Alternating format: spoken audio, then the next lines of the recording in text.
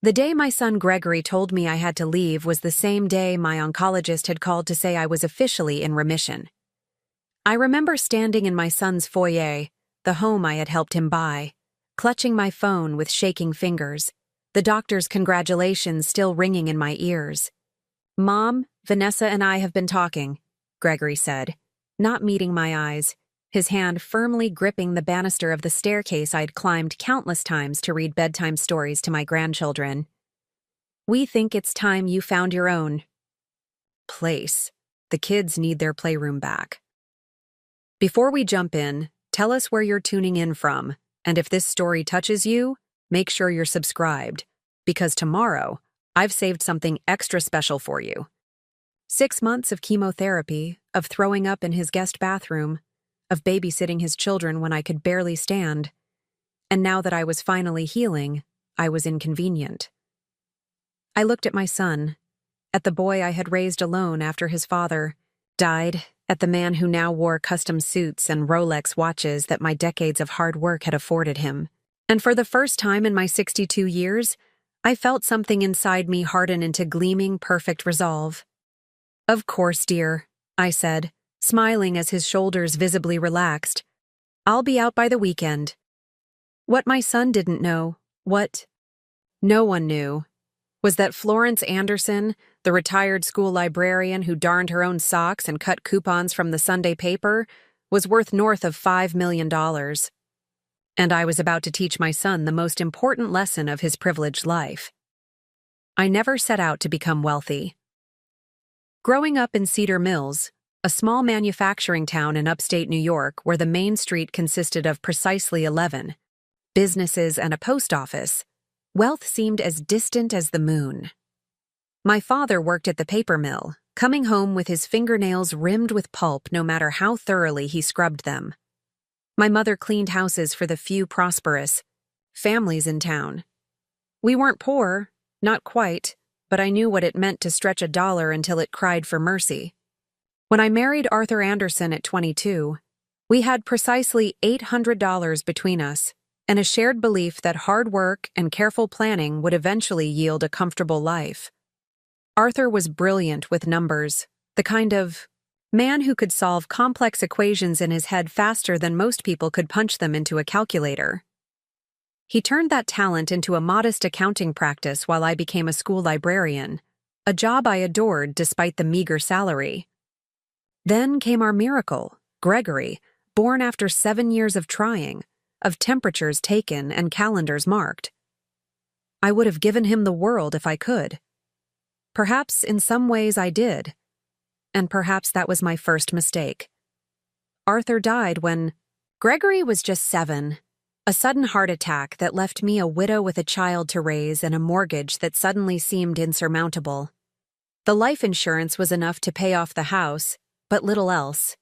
I took on extra work cataloging for the county library system in the evenings after Gregory went to bed, every additional dollar carefully saved for his future. Then came the inheritance that changed everything. My great-aunt Mildred, whom I'd visited faithfully every Sunday throughout my childhood and adult life, left me her entire estate. A modest house in Poughkeepsie, some antique furniture, and, most surprisingly, a portfolio of blue-chip stocks she'd been quietly accumulating since the 1950s.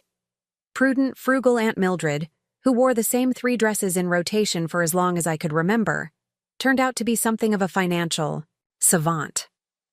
"This is a substantial sum, Mrs. Anderson," the estate lawyer told me, his voice hushed with respect. "With proper management, it could secure your future and your son's education." Proper management became my second job. I read investment books, attended seminars, consulted with financial advisors, but made my own decisions. I lived exactly as I had before, in our modest home, buying store-brand groceries, wearing clothes until they wore out. But I invested wisely, reinvested dividends, and watched as compound interest performed its quiet magic. When Gregory got accepted to Cornell, I paid his tuition in full, bought him a reliable car, and sent him monthly allowances generous enough to ensure he never had to work during the school year. "Focus on your studies," I told him, That's your job right now. He graduated with honors in business administration, and I swelled with pride at the commencement ceremony. My son, who would never know the struggle I had known. My son, who would start his adult life unburdened by debt or financial anxiety. My son, who was already showing signs of forgetting where he came from. Mom, you don't need to save those plastic containers, he'd say, embarrassed when he visited with college friends. Just buy Tupperware.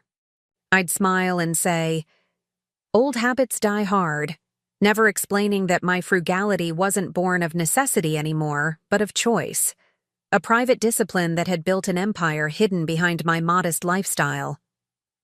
After graduate school, Gregory landed a job at a prestigious consulting firm in Boston. When he and Vanessa got engaged after a whirlwind courtship, I was cautiously happy for them. She came from money, old money, the kind that doesn't need to announce itself but sits comfortably in well-cut clothes and casually mentioned vacation homes. "We've found the perfect house, Mom," Gregory called one evening, his voice electric with excitement.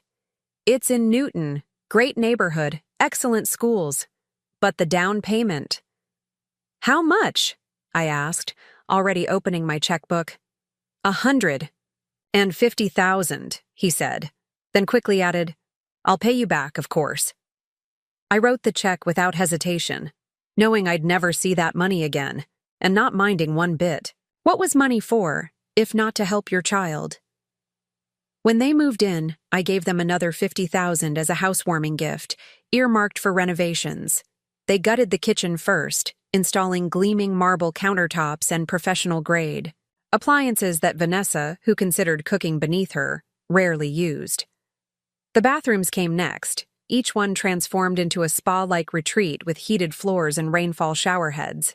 Gregory's home office was paneled in rich mahogany, a faithful recreation of a room he'd seen in a design magazine.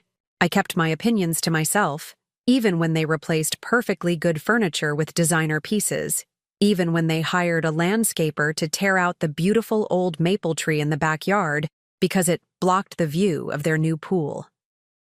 Their children, my grandchildren Zoe and Caleb, had separate playrooms filled with toys they barely touched, their attention always drawn to the next new thing. I continued living in my modest 3-bedroom home in Cedar Mills, driving my 10-year-old Volvo, shopping at discount grocery stores. The dividends and interest from my investments went straight back into my portfolio, which grew steadily, quietly, as I lived my simple, contented life. Then came the diagnosis. Ovarian cancer, stage 2. The treatment would be aggressive. Surgery, followed by intensive chemotherapy. I sat in my doctor's office, a strange calm settling over me as he explained survival rates and side effects. My first thought wasn't for myself, but for Gregory and the children. "I'd like to be near my family during treatment," I told my oncologist. "My son lives in Newton, Massachusetts. Could you recommend someone there?" Within a week, I had sublet my house to a young professor at the local community college, packed 2 suitcases with essentials, and driven to Boston. I called Gregory from the road. "Mom, what do you mean you're coming here? Today?" His voice held more panic than welcome. "I have cancer, Gregory," I said simply. "I need to be near family while I undergo treatment." There was a long silence. On the line, then a muffled conversation I couldn't quite make out. Gregory and Vanessa, no doubt. "Of course," he finally said. "You can stay in the kids' playroom. We'll move some things around." The playroom turned out to be a converted sun porch off the kitchen, lovely in its way with windows on 3 sides, but hardly private. A futon was hastily assembled, a small dresser cleared for my use. The children's toys remained stacked in corners and piled on shelves. "It's just temporary," Vanessa said with a tight smile that didn't reach her eyes. "Until you're better." The first rounds of chemotherapy hit me like a freight train. I lost weight, lost hair, lost entire days to nausea and bone-deep fatigue. On good days, I helped with the children, reading to them or supervising quiet activities, while Vanessa attended charity luncheons or met friends for shopping trips. On bad days, I curled on the futon, trying to make myself as small and unobtrusive as possible. Gregory was rarely home, his work schedule increasingly demanding as he pursued a promotion. When he was there, he seemed uncomfortable with my illness, unsure how to interact with this diminished version of his mother.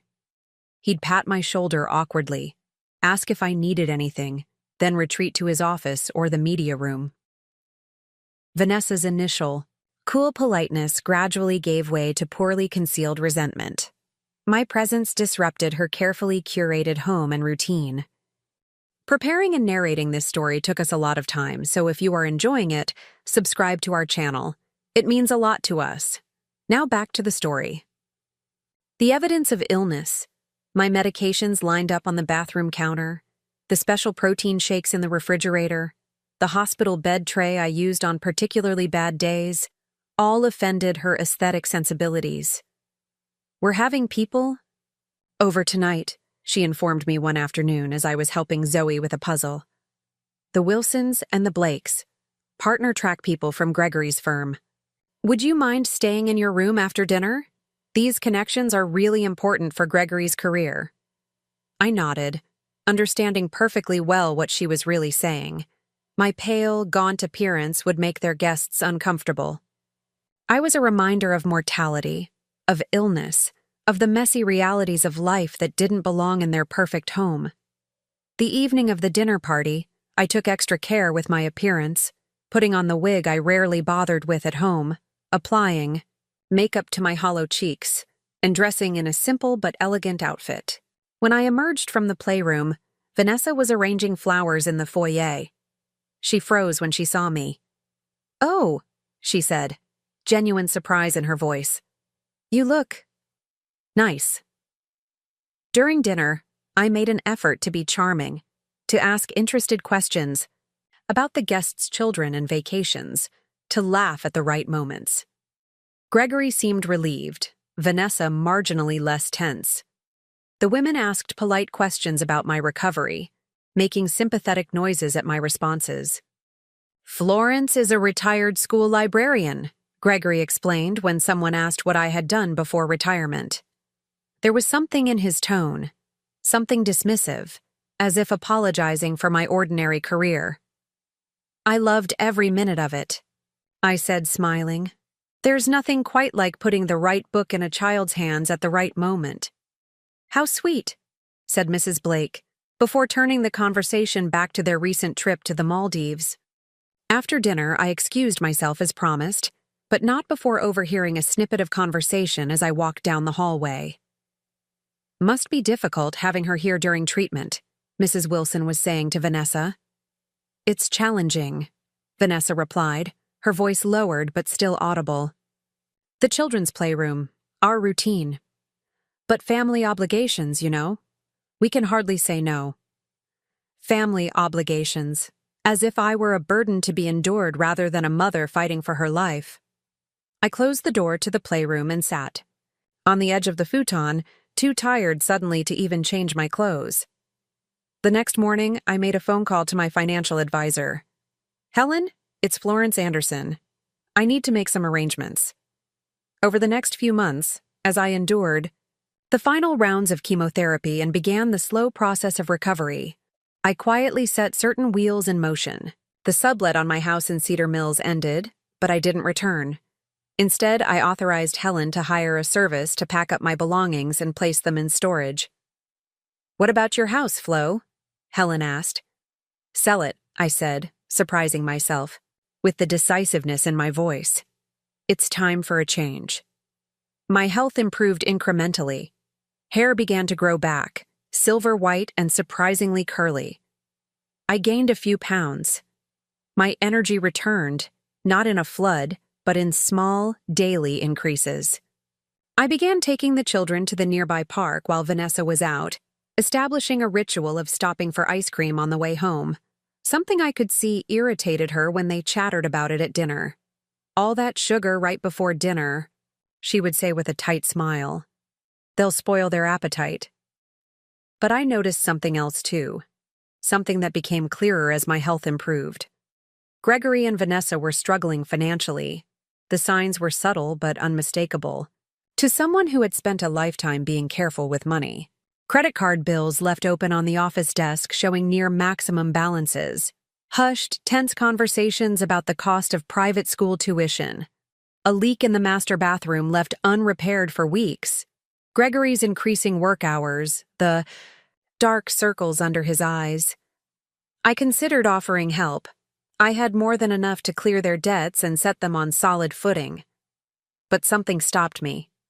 Perhaps it was the way Vanessa had begun sighing heavily whenever I entered a room. Perhaps it was how Gregory couldn't quite meet my eyes when he spoke to me. Or perhaps it was simply time for a different kind of lesson than the ones I'd been teaching my son all his life. The call from my oncologist came on a Tuesday morning. 6 months of aggressive treatment had worked. I was officially in remission. I sat on the futon, tears of relief and gratitude streaming down my face, when Gregory came home unexpectedly at lunchtime. He seemed surprised to find me crying. "Mom? What's wrong? Is it bad news?" I shook my head, wiping my eyes. "The opposite. I'm in remission." His face broke into a genuine smile, the first I'd seen in months. He hugged me, awkwardly but sincerely. "That's fantastic news. We should celebrate. I'll pick up something special for dinner." But by evening, something had changed. Gregory was subdued during the meal, exchanging glances with Vanessa. After the children were in bed, they invited me to join them in the living room. That's when Gregory told me it was time to find my own place, now that I was better. "We've been happy to have you during your treatment," Vanessa added, not sounding happy at all. "But the children really do need their playroom back, and I'm sure you want your independence again." I nodded, that new, hard resolve forming inside me. "Of course, I understand completely. I'll be out by the weekend." "There's no rush," Gregory said quickly, looking relieved at my easy acquiescence. "Take the time you need to find somewhere suitable." Suitable, as if I were an old shoe that needed to be properly stored away. "That's very considerate," I said pleasantly. "But I've actually been making plans for a while now. I've sold my house in Cedar Mills." This caught their attention. Gregory looked concerned. "You sold the house? Where will you go?" I smiled. "I've been thinking about that. At my age, I don't want the responsibility of maintaining a house anymore. I'm looking at apartments, something simple and manageable." "In Newton?" Vanessa asked, alarm creeping into her voice at the thought of me remaining nearby. "I'm not sure yet," I said vaguely. "I'm keeping my options open." The next morning, I called a real estate agent recommended by Helen and arranged to see several rental properties. By Thursday, I had signed a 6-month lease on a small but elegant apartment in a doorman building in Back Bay, Boston, not the modest accommodation Gregory and Vanessa were likely expecting. On Saturday morning, a moving truck arrived at their house. Gregory came out to the driveway, coffee in hand, looking confused. "I thought you said you put your things in storage," he said. "Just temporarily," I replied, "but now they're going to my new place." He watched as the movers brought in 2 suitcases and a few boxes, all I had with me in Newton. It would take less than an hour to complete the job. "Do you need help getting settled?" he asked, obligation rather than genuine desire in his voice. "No, thank you. I've hired people to help with that." I handed him a slip of paper. "Here's my new address and phone number." He glanced at it, his eyes widening slightly at the prestigious address. "Back Bay? Mom, that's an expensive area." I patted his arm. "Don't worry about me. I've always been careful with money." As the movers finished loading my meager possessions, I knelt to hug Zoe and Caleb goodbye, promising to see them soon. Rising, I faced my son and daughter-in-law. "Thank you for opening your home to me during my treatment," I said sincerely. "I'm grateful for the time with you and the children." Gregory had the grace to look slightly ashamed. Vanessa merely nodded, already mentally redecorating the playroom. I climbed into my old Volvo, another thing that had embarrassed them, I knew, and drove away from the house my money had helped buy, leaving behind the son who had forgotten the value of kindness and the woman who had never known it at all. My new apartment was on the 8th floor of a pre-war building with high ceilings, hardwood floors, and a small balcony overlooking the Charles River. It was partially furnished, which suited me fine. I had plans to select new pieces at my leisure. For now, it was clean, bright, and mine. As I unpacked the few personal items I'd brought to Gregory's, photographs, books, the quilt my grandmother had made, I felt lighter than I had in months. The cancer was in remission. I was starting fresh, and I was about to embark on a new chapter that neither my son nor his wife could possibly anticipate. That evening, I opened my laptop and sent an email to Helen. "Time to implement phase 2, I wrote. "Let's meet on Monday to finalize everything." Then I walked out onto my balcony, watching as the sunset painted the river in shades of gold and crimson. For the first time in longer than I could remember, I felt purely, simply happy. Whatever happened next would unfold according to choices, mine, and those of the people who had revealed their true character when I needed them most. I smiled into the gathering darkness. Gregory had no idea what was coming. And for now, that was exactly as it should be. On Monday morning, I woke before my alarm, the pale spring sunlight filtering through curtains I hadn't yet replaced. For a moment, I lay still, savoring the silence. No sounds of children running down hallways, no Vanessa's performatively hushed voice on early morning calls, no sense of being an unwelcome guest in a space that never quite became mine. Just peace. My own breath, the distant hum of the city waking, the occasional call of a gull from the river. My appointment with Helen wasn't until 11, which gave me ample time to establish a new morning routine. I brewed coffee, real coffee, from freshly ground beans, not the pod machine Vanessa insisted was just as good, and carried my cup to the balcony. Below, joggers traced paths along the river, their breath clouding in the cool air.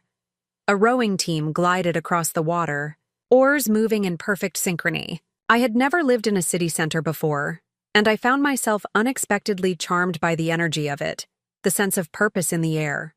By 10:30, I was dressed in a simple but well-cut navy pantsuit I'd purchased years ago for special occasions, at the library. It still fit, though a bit loosely after my illness. I'd paired it with a silk scarf to add some color near my face and to disguise the lingering thinness of my neck. A touch of makeup, small pearl earrings, and comfortable but elegant flats completed the look. I studied myself in the mirror, seeing not the poor Florence who had occupied the playroom at Gregory's house, but a woman of substance preparing for an important meeting. The offices of Westlake Financial Advisors occupied the top 3 floors of a sleek tower in the financial district. The reception area, all polished wood and soft lighting, conveyed exactly the right balance of prosperity and discretion. The young woman at the desk greeted me by name before I could introduce myself. "Mrs. Anderson, welcome. Ms. Carson is expecting you. May I offer you something to drink while you wait?" "Just water, thank you," I replied, settling into one of the comfortable chairs in the waiting area. I'd been a client of Westlake for nearly 2 decades, ever since my portfolio had grown too complex for me to manage alone. But I'd always dealt with Helen by phone, or in occasional meetings in Cedar Mills when she happened to be in the area. This was my first visit to the company's headquarters. I barely had time to sip my water before Helen appeared, striding across the reception area with hand extended, her characteristic energy filling the space. At 50-something, Helen Carson was what my mother would have called a handsome woman, tall, athletic, with short silver hair and keen blue eyes that missed nothing. "Florence," she said warmly, clasping my hand in both of hers. "It's wonderful." To see you looking so well. Cancer becomes me, I replied with a small smile. Or perhaps it's just the freedom of fresh starts. Helen's eyes crinkled with understanding. Let's talk in my office. We have a lot to cover. She led me down a corridor to a corner office with windows on two sides offering spectacular views of the harbor. On her desk, alongside the expected computer and neatly arranged files, stood a single photograph in a silver frame. Helen with a woman about her age and two teenage boys, all grinning in hiking gear against a backdrop of mountains. My family, Helen said, noticing my glance. Rachel and our sons, Eli and Isaac. I smiled, appreciating this glimpse into her personal life after so many years of professional relationship. They look happy. They are. We are. She gestured to a seating area by the windows, where a sideboard held a carafe of water and a plate of small pastries. Shall we?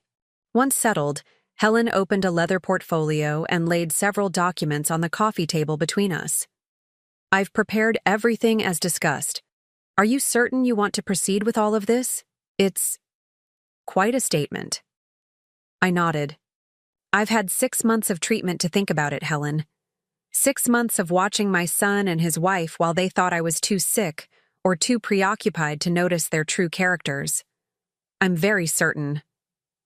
She held my gaze for a moment, then nodded briskly. Very well. Let's start with your updated will and trust documents. For the next hour, we went through the details of my new estate plan. The bulk of my fortune would bypass Gregory entirely, instead flowing into trusts for Zoe and Caleb, accessible only when they turned 30, with additional funds released if they completed college degrees. A significant portion, nearly $1 million, would be donated to cancer research and to establish a literacy foundation in my name. My modest personal effects and a small cash bequest would go to Gregory. And you're sure about this condition? Helen asked, tapping a paragraph. On the 3rd page. Absolutely, I said. It's not punitive, Helen. It's an opportunity for growth. She looked skeptical, but continued. Next, the property purchase. The closing is scheduled for next week. It's fully furnished as requested, though you may want to make some personal changes. The condo association has already approved your application. She handed me a folder containing photographs and details of what would be my new permanent home. A spacious 3-bedroom condominium in a historic building just blocks from my temporary apartment. The previous owner, a retired surgeon relocating to Arizona, had decorated it with understated elegance, much to my taste. The purchase price, just under $2 million, would barely dent my capital. And what about the business proposal? I asked. Helen smiled, her enthusiasm showing through her professional demeanor. That's the most exciting part, in my opinion. The location is perfect. A storefront in a mixed-use building in Cambridge, near enough to several colleges to attract the right clientele, but not so close to existing competitors that you'll struggle to establish yourself. She pulled out a business plan she'd helped me develop. Fabled Pages would be a boutique bookstore specializing in classic literature, poetry, and carefully curated modern fiction. It would feature a small cafe area, comfortable reading nooks, and a children's section designed to delight young readers. A portion of the inventory would be dedicated to first editions and collectible books, an investment as much as inventory. I've never run a retail business, I admitted, a flutter of uncertainty in my stomach. That's why we're budgeting for an experienced manager and adequate staff, Helen reminded me. You'll be the owner and creative director, but not solely responsible for daily operations. It's a passion project with a solid business foundation, not a second career. I nodded, excitement slowly replacing apprehension. A bookstore had been a decades-old dream, one I'd set aside for practicality's sake while raising Gregory. Now, with financial security and a fresh start, why not pursue it?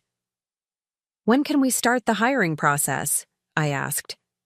I've already engaged a headhunting firm specializing in independent bookstore management. They've identified several promising candidates. Helen glanced at her watch.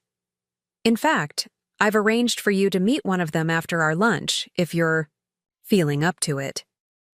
Lunch? Helen smiled. I took the liberty of making a reservation at Sorellina. I thought we should celebrate your new beginning. 2 hours later, pleasantly full from an exquisite Italian meal and energized by an engaging conversation with Miranda Chen, the frontrunner for the store manager position, I decided to walk partway back to my apartment. The day had turned mild, and I found myself enjoying the simple pleasure of movement after months of illness-imposed limitation. I paused at the public garden, finding an empty bench near the swan boats.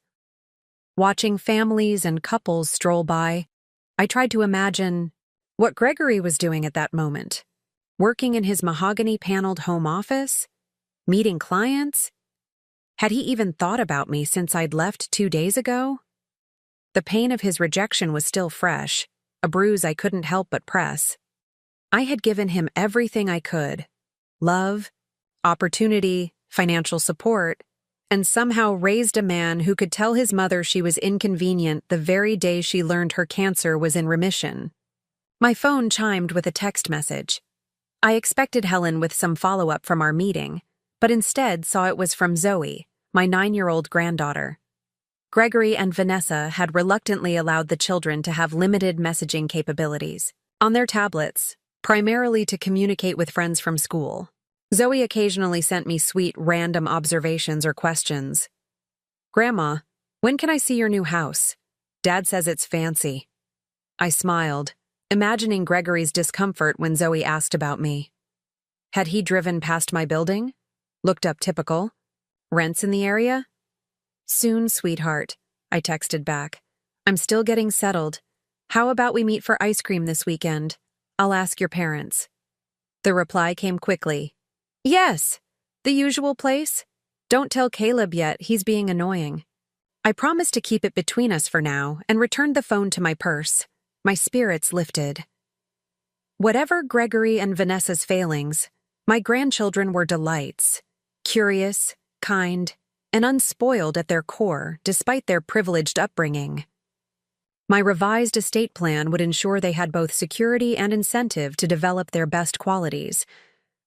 That evening, I called Gregory's cell phone, purposely timing it for when I knew he'd likely be commuting home. "Mom? Is everything okay?" His voice held more surprise than concern. "Everything's fine," I assured him. "I've settled into my apartment quite nicely. I was wondering if I might take Zoe and Caleb for ice cream this weekend." "Oh." He sounded caught off guard by the ordinary nature of the request. "I suppose that would be fine. Saturday afternoon. Vanessa's taking them to some birthday party in the morning." "Perfect," I said. "I'll pick them up around 2 if that works." "Pick them up? Mom, your car is—" He stopped abruptly.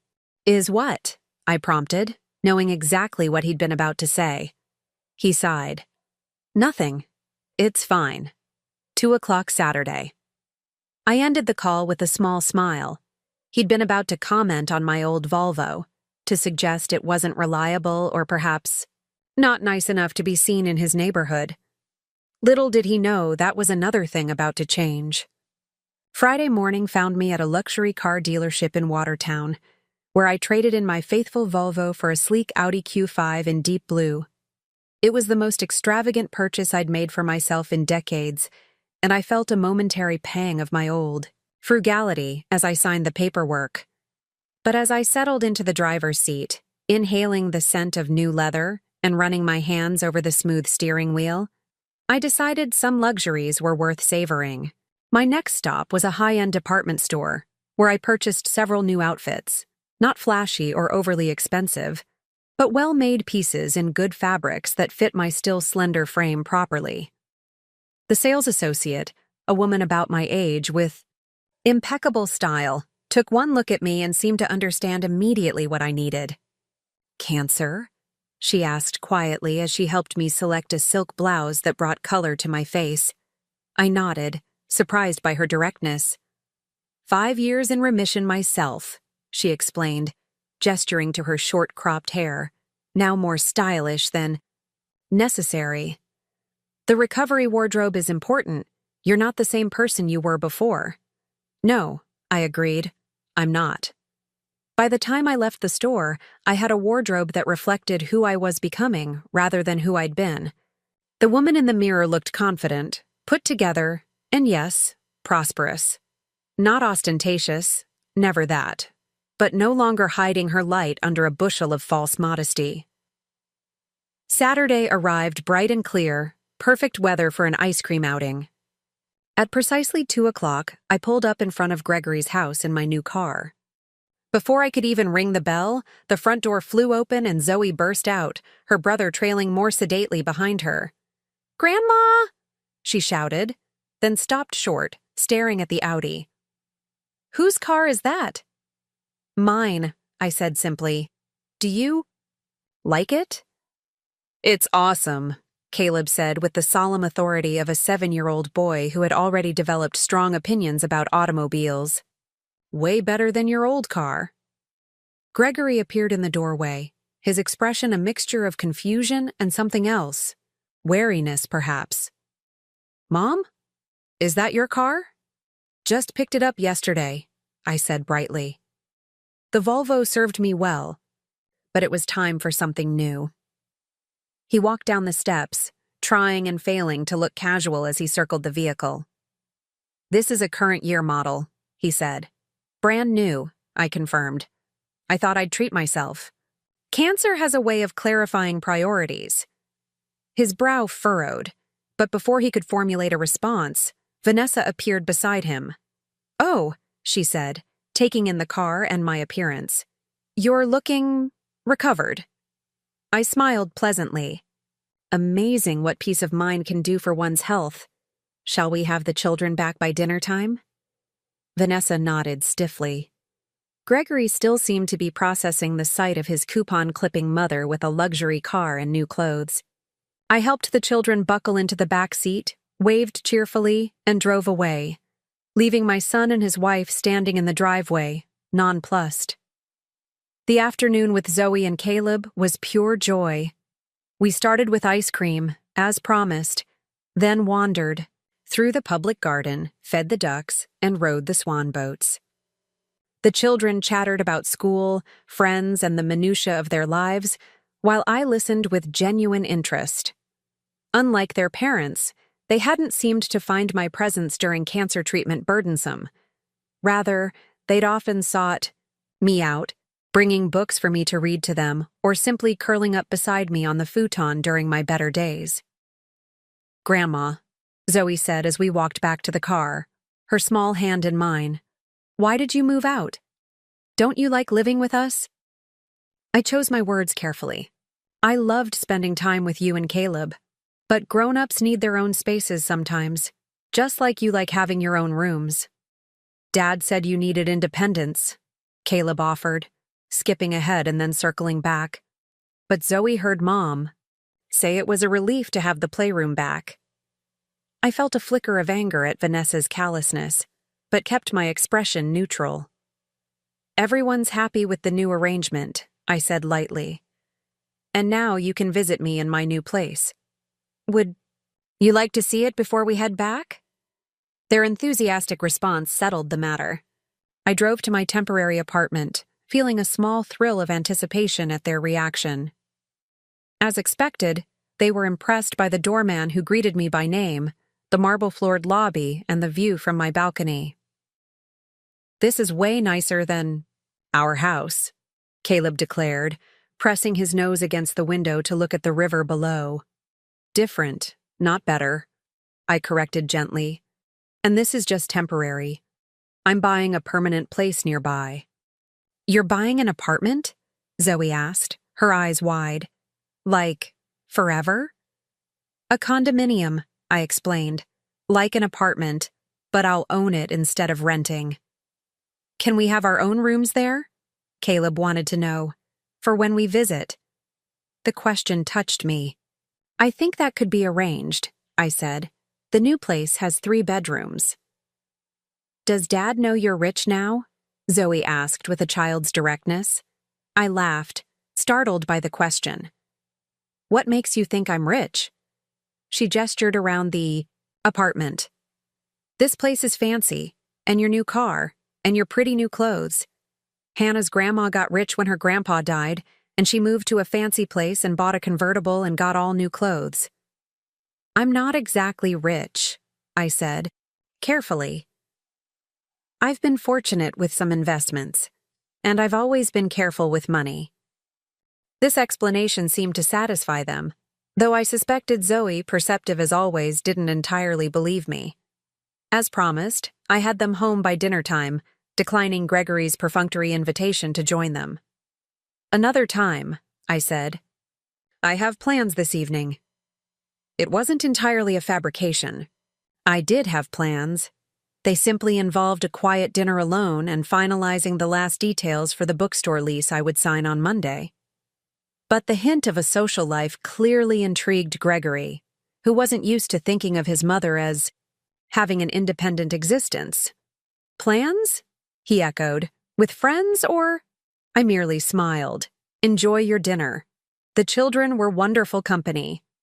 As I drove away, I caught sight of his reflection in the rearview mirror, standing in the driveway looking after me with an expression I couldn't quite define. A mixture of confusion, suspicion, and perhaps the dawning realization that he didn't know his mother nearly as well as he thought he did. The following weeks passed in a blur of activity. I closed on the condominium and began the process of making it my own, keeping most of the previous owner's elegant furniture, but adding personal touches, art I loved, a few cherished items from storage, new bedding, and kitchen essentials. The bookstore project advanced rapidly, with Miranda proving to be an exceptional manager even before we officially opened. Together, we finalized inventory selections, cafe suppliers, and store layout. I had dinner with Gregory, Vanessa, and the children exactly once during this period.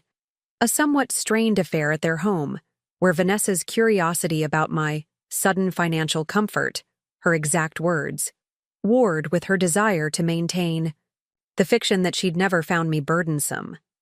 The apartment in Back Bay must be expensive, she observed over dessert. And now you're buying a condo? I've always been practical with money, I replied, the same explanation I'd given Zoe. And without a mortgage or car payment for many years, I was able to save more than you might think. Gregory studied me with narrowed eyes. Your investments must have done exceptionally well. I smiled. Better than expected, yes. The children blessedly changed the subject by asking when they could see my new, real home, and if they could help with the bookstore. I promised to have them over once I was fully settled, inwardly amused by Vanessa's poorly concealed horror at the thought of her children working in retail, even as a diversion. The grand opening of Fabled Pages was scheduled for a Saturday in late June, deliberately chosen to coincide with the start of summer reading programs. I had sent formal invitations to Gregory's family along with personal notes for Zoe and Caleb, promising special roles for them at the event. The night before the opening, I stood in the center of the finished store, taking in the realization of my decades-old dream. Gleaming wooden shelves lined the walls, filled with carefully selected books arranged by theme rather than strict alphabetical order. Comfortable armchairs and reading lamps created inviting nooks throughout the space. The children's section featured a mural of a magical forest with quotes from beloved stories hidden among the trees and animals. The cafe area, separated by glass panels etched with literary quotes, offered the aroma of excellent coffee and fresh pastries. Miranda joined me, clipboard in hand as always. Everything's ready, she reported. Staff is fully trained. Inventory is complete. The sound system is tested, and the caterers will arrive at noon tomorrow. It's perfect, Florence. It is, isn't it? I said softly, emotions threatening to overwhelm me. I never thought I'd actually do this. Miranda, not normally demonstrative, squeezed my shoulder. Well, you did. And it's going to be a success. The opening day dawned clear and warm. I dressed carefully in a sage green linen dress that complemented my now silver-white hair, which had grown out into a stylish bob. A simple gold necklace, comfortable but elegant sandals, and light makeup completed the look of a woman who knew exactly who she was. Not a retiree clinging to youth, but someone embracing her age with confidence and style. By the time I arrived, at the store, a small line had already formed outside. The local newspaper had run a feature on the opening, highlighting both the unique concept and my story as a cancer survivor embarking on a new chapter. Several regular customers from the coffee shop next door had become interested during the renovation and promised to be first in line. Miranda and the staff were making final preparations, arranging refreshments and checking that everything was in place. At precisely noon, I unlocked the front door to applause from the waiting crowd. A woman from the Chamber of Commerce presented me with a ceremonial first dollar framed for display. Local business owners offered welcome gifts, and customers began browsing immediately, many leaving with purchases as well as the complimentary bookmarks and tote bags we offered as opening day specials. The children's storytelling session, scheduled for 2 o'clock, was fully booked. I had engaged a professional storyteller who arrived in character as a wizard, complete with robes and a staff, much to the delight of the young audience. Zoe and Caleb, proudly wearing junior bookseller badges I had made specially for them, helped hand out activity sheets and stickers. Gregory and Vanessa arrived during this event, hovering awkwardly at the periphery while their children participated enthusiastically. I greeted them warmly but briefly, occupied with introducing the storyteller and making sure everything ran smoothly. I could feel them taking in the store, the customers, the obvious success of the enterprise, and I allowed myself a small moment of satisfaction at their visible bewilderment. When there was finally a lull around 4 o'clock, Gregory approached me near the register area, where I was chatting with a customer about first editions. "Mom," he said when the customer had moved away, "can we talk for a minute?" I nodded, leading him to a quiet corner where 2 armchairs were positioned beside a window overlooking a small courtyard. Vanessa was occupied in the cafe area, making a show of examining the pastry selection while clearly eavesdropping. "This is incredible," Gregory began, gesturing around the store. "But I don't understand. When did you plan this?" I supplied. "I've wanted to open a bookstore since before you were born, Gregory." The timing finally felt right. "But the investment, this must have cost—" He shook his head, bewilderment evident in his expression. "Mom, where did all this money come? From suddenly?" I regarded my son calmly. "It's not sudden, Gregory. I've had resources for many years. I simply chose not to flaunt them." "Resources," he repeated. "What does that mean exactly?" "It means I made choices about how to live and how to manage what I had," I said. "Just as you've made your choices." His face flushed. "If you had all this money, why did you live so frugally? Why did you drive that old car and cut coupons and wear the same clothes for years?" "Because things aren't what matter most," I said simply, "and I wanted to help you get established without creating dependence." "Dependence?" he echoed, his flush deepening. "So the house, the down payment, that was some kind of test?" "Not at all," I said. "That was a gift, freely given, just like my love for you has always been freely given. But how people respond to gifts says a lot about their character, don't you think?" He stiffened, understanding the implicit criticism. "If you're referring to the guest room situation—" "Playroom," I corrected quietly. He had the grace to look uncomfortable. "We always planned for you to have your own place once you recovered. It's healthier for everyone that way." "Yes," I agreed. "It certainly is healthier for me." Before he could respond, Zoe bounded over, her junior bookseller badge slightly askew on her dress. Grandma, can I show some kids the special books in the glass case? The really old ones? Of course, I smiled. But remember, we look with our eyes, not our hands, for those particular books. She nodded solemnly and dashed off. Gregory watched. Her go, then turned back to me. How much? He asked abruptly. I beg your pardon? How much money do you actually have, Mom? I regarded him steadily.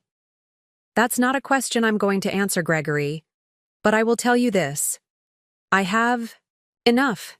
Enough to live comfortably for the rest of my life. Enough to pursue dreams I deferred while raising you. Enough to ensure Zoe and Caleb will have educational opportunities and a start in life when the time comes. His expression changed. Calculation replacing confusion.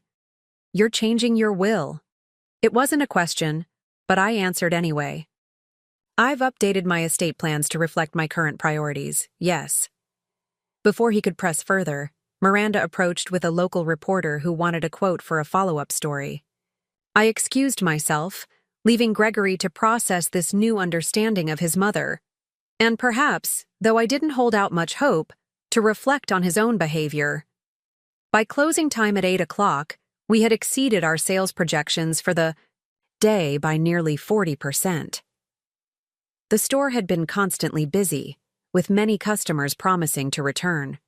The children's event had been a particular success, with parents booking subsequent storytelling sessions before they left. Even the cafe had performed beyond expectations, running out of several pastry varieties by mid-afternoon. After the last customer departed, I gathered the staff for a toast with champagne, sparkling cider for those who didn't drink alcohol. To fabled pages, I said, raising my glass, may it be the beginning of many new stories. There were cheers and congratulations, a few impromptu speeches from staff members expressing their excitement about being part of the venture, and then everyone dispersed to their evening plans, leaving Miranda and me to lock up. You did it, she said, clinking her glass against mine in a private toast.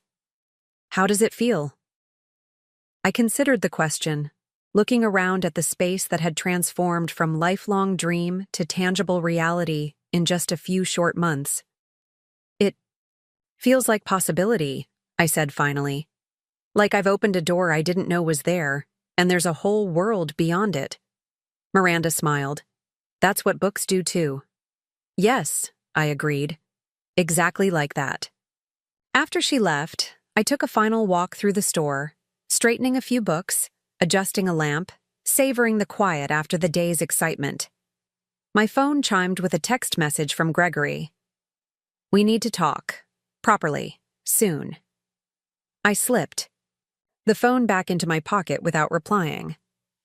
There would be time for that conversation later. For now, I wanted to simply exist in this moment of accomplishment, of new beginnings, of life reclaimed from the shadow of illness and the constraints of others' expectations. As I turned out the lights and locked the door behind me, I thought about the journey that had brought me here, from a small-town librarian to cancer patient to bookstore owner, from a mother desperate to provide security for her son to a woman standing firmly in her own power. Gregory would have questions. He would want explanations, justifications for why I had lived modestly while helping him financially, why I hadn't disclosed my resources earlier, what my revised estate plan meant for him. Vanessa would be calculating angles, looking for advantages, wondering how to position herself and the children to benefit maximum from my unexpected prosperity. Let them wonder. Let them question. I had spent a lifetime considering their needs, their futures, their comfort. Now, in the wake of confronting my mortality, I had discovered the liberation of living for myself, not selfishly, but authentically. Whatever came next, I would face it on my own terms, with the quiet strength I had always possessed but only recently learned to claim.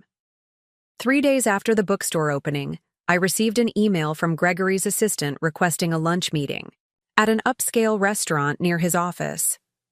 The formality of the approach, scheduling through his assistant rather than calling me directly, spoke volumes about his state of mind. My son was shifting into business mode, treating this conversation as a negotiation rather than a family matter. I accepted the invitation with equal formality, suggesting an alternate venue, a small French bistro near my new condominium that had become my favorite lunch spot. The morning of our meeting, I found myself unusually anxious, taking extra care, with my appearance and rehearsing potential responses to questions I anticipated. This wasn't like me. I had never been one to fret over confrontations. But something about facing my only child across a table, knowing he now viewed me primarily as a potential asset rather than a mother, filled me with a peculiar sadness.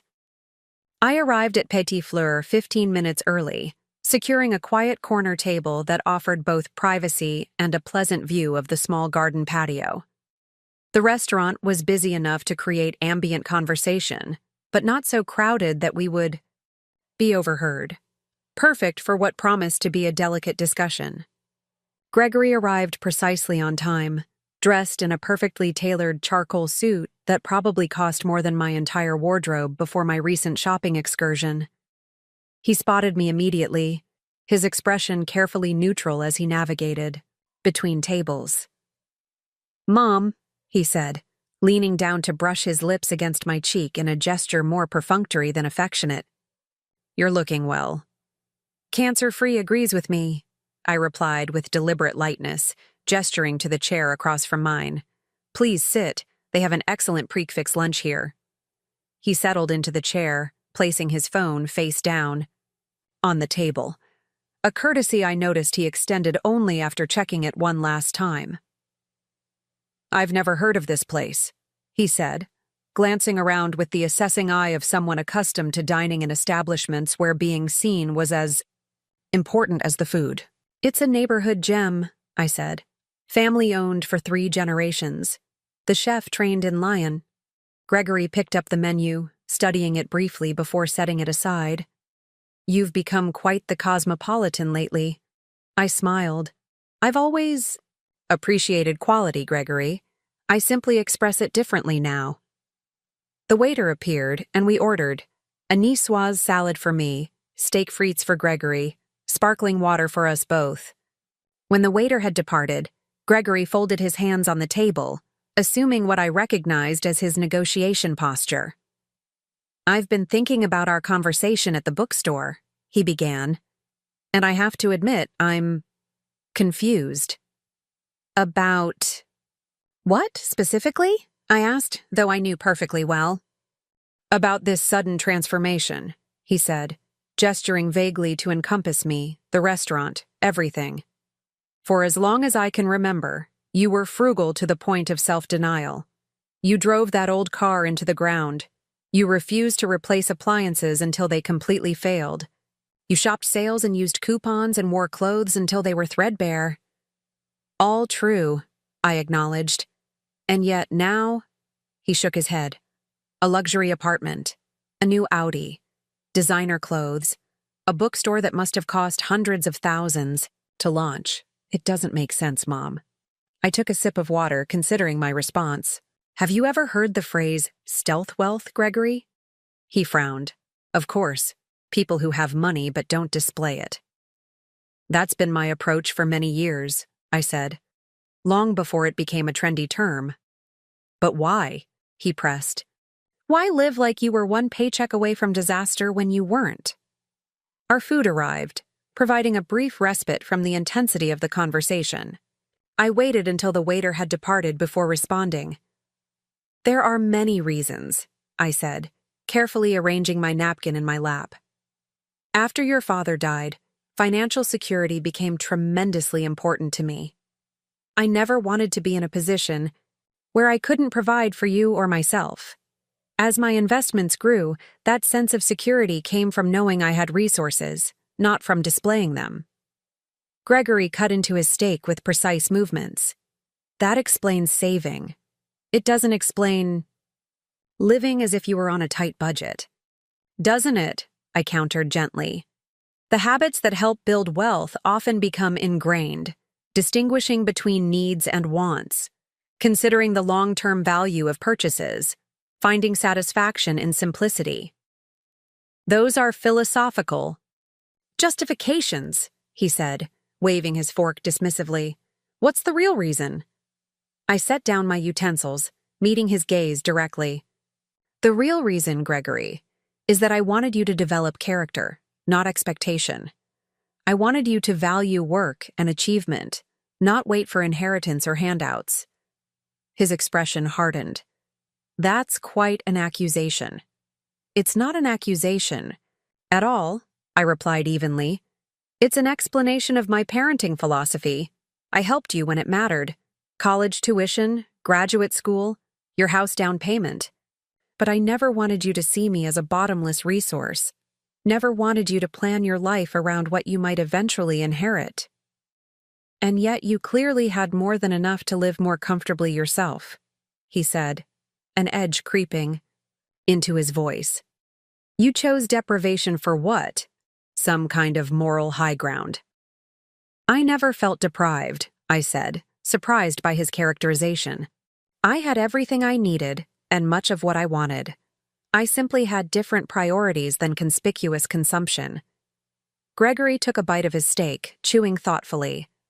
When he spoke again, his tone had shifted from confrontational to calculating. How much are we talking about, Mom? Ballpark figure. The directness of the question, despite my previous refusal to answer it, confirmed my suspicions about his motives for this meeting. I sighed inwardly, but kept my expression neutral. My finances are private, Gregory. What matters is that I'm secure. I'm pursuing dreams I deferred while raising you, and I've made provisions for Zoe and Caleb's futures. His fork paused halfway to his mouth. So you are changing your will. I've updated my estate plan to reflect my current priorities, I confirmed, using the same phrasing I had at the bookstore. And those priorities no longer include me? There was a hint of vulnerability beneath the challenge in his voice, a glimpse of the child who had once looked to me for everything. You're a successful professional in your 40s, I pointed out gently. You don't need the kind of boost that Zoe and Caleb will when they're starting out. But of course you're included, Gregory. You're my son.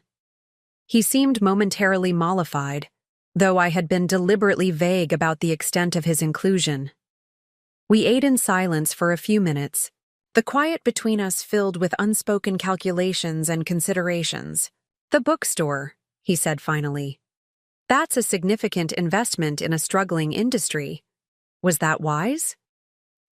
I couldn't help but smile at his attempt to position himself as the financially prudent one in our relationship. The store is structured as a benefit corporation with strong community engagement elements.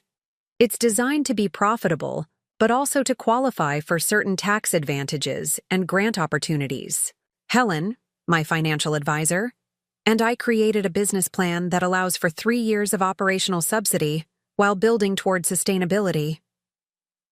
Gregory blinked, clearly not expecting such a thoroughly considered response. I didn't realize you had that kind of business acumen.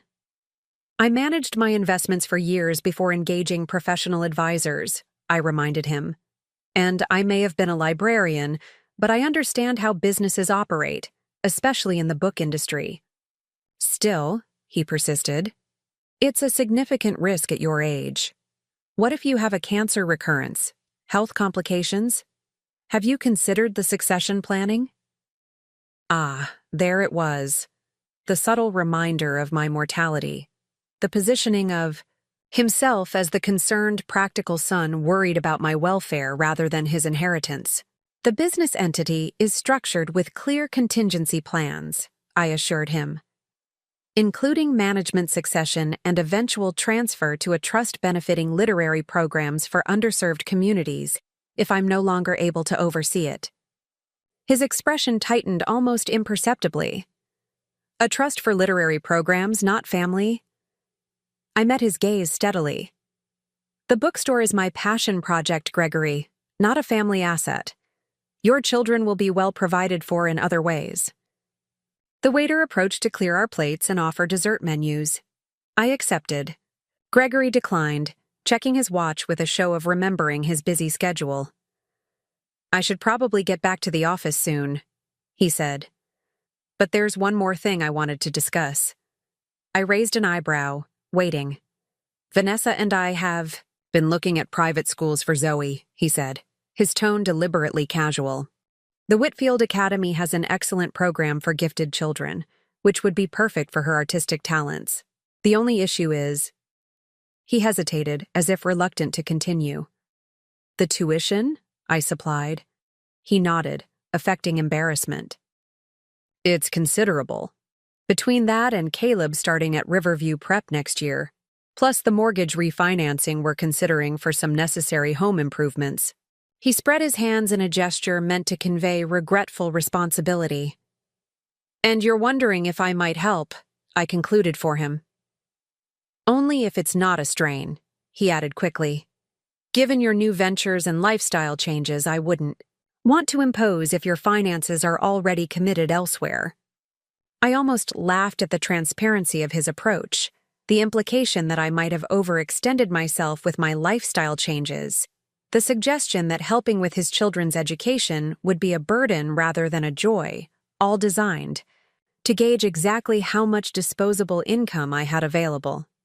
The children's education is important, I said carefully.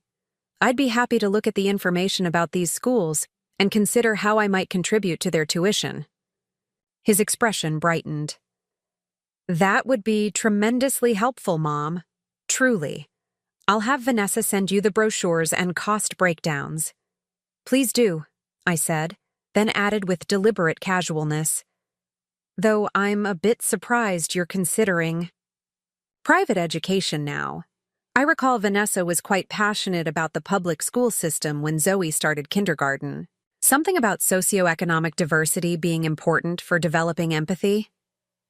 Gregory had the grace to look slightly abashed. Priorities evolve, he said. The public schools are fine, but they can't offer the specialized attention and advanced curriculum these private institutions provide. I nodded, not mentioning that this evolution in priorities had coincided precisely with the revelation of my financial status.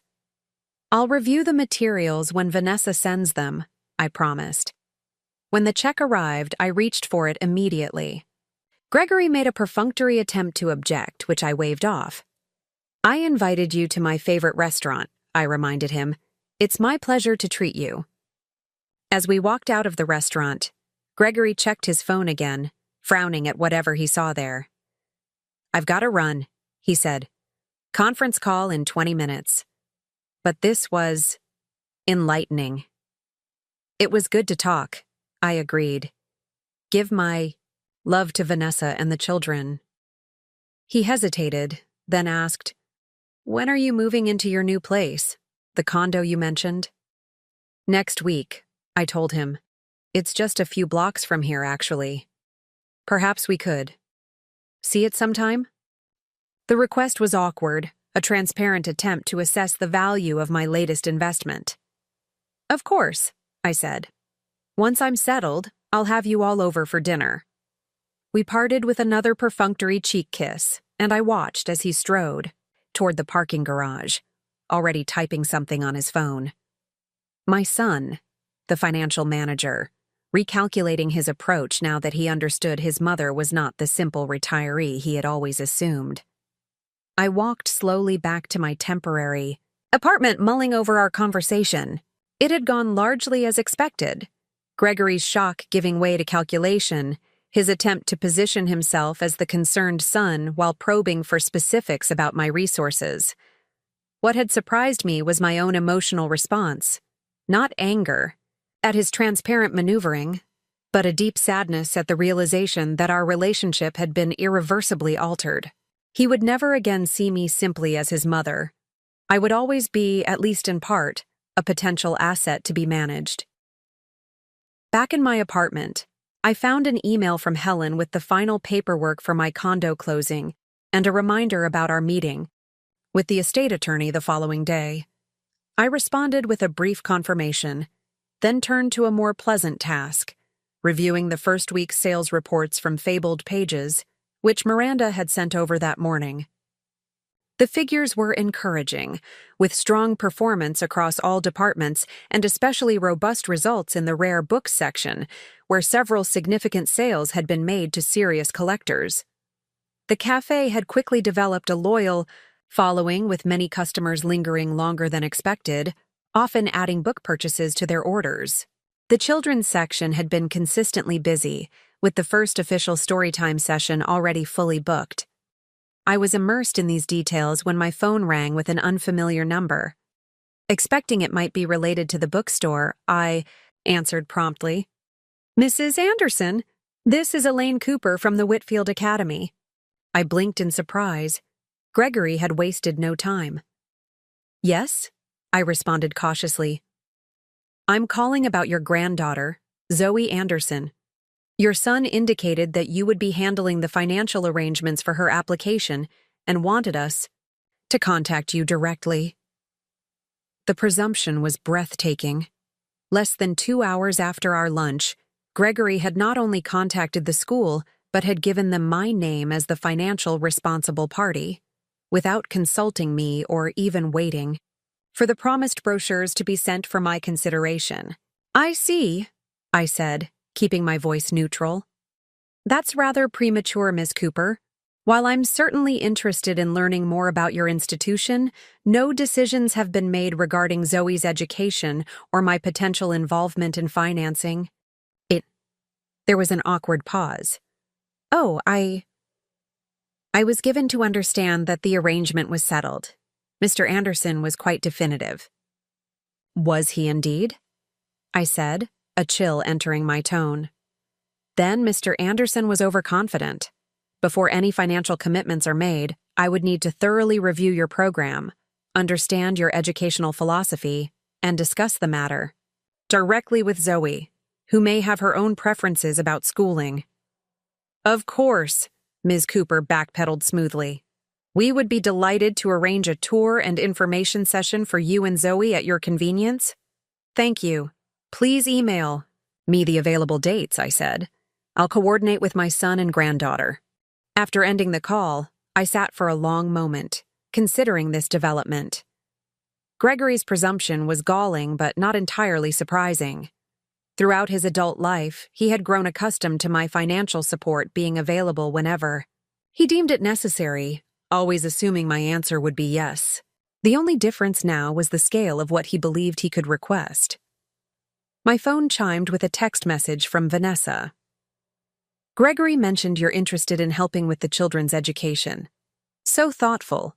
I've attached the brochures for both schools and tuition information. The deposit for Whitfield is due by the 15th to secure Zoe's spot. They're very competitive." I set the phone aside without responding. The deposit deadline was clearly meant to create a sense of urgency, to pressure me into committing quickly before I could consider too carefully. It was a sales tactic I recognized from my years of careful consumption. Create scarcity. Imply, that delay means loss. Rush the mark to decision.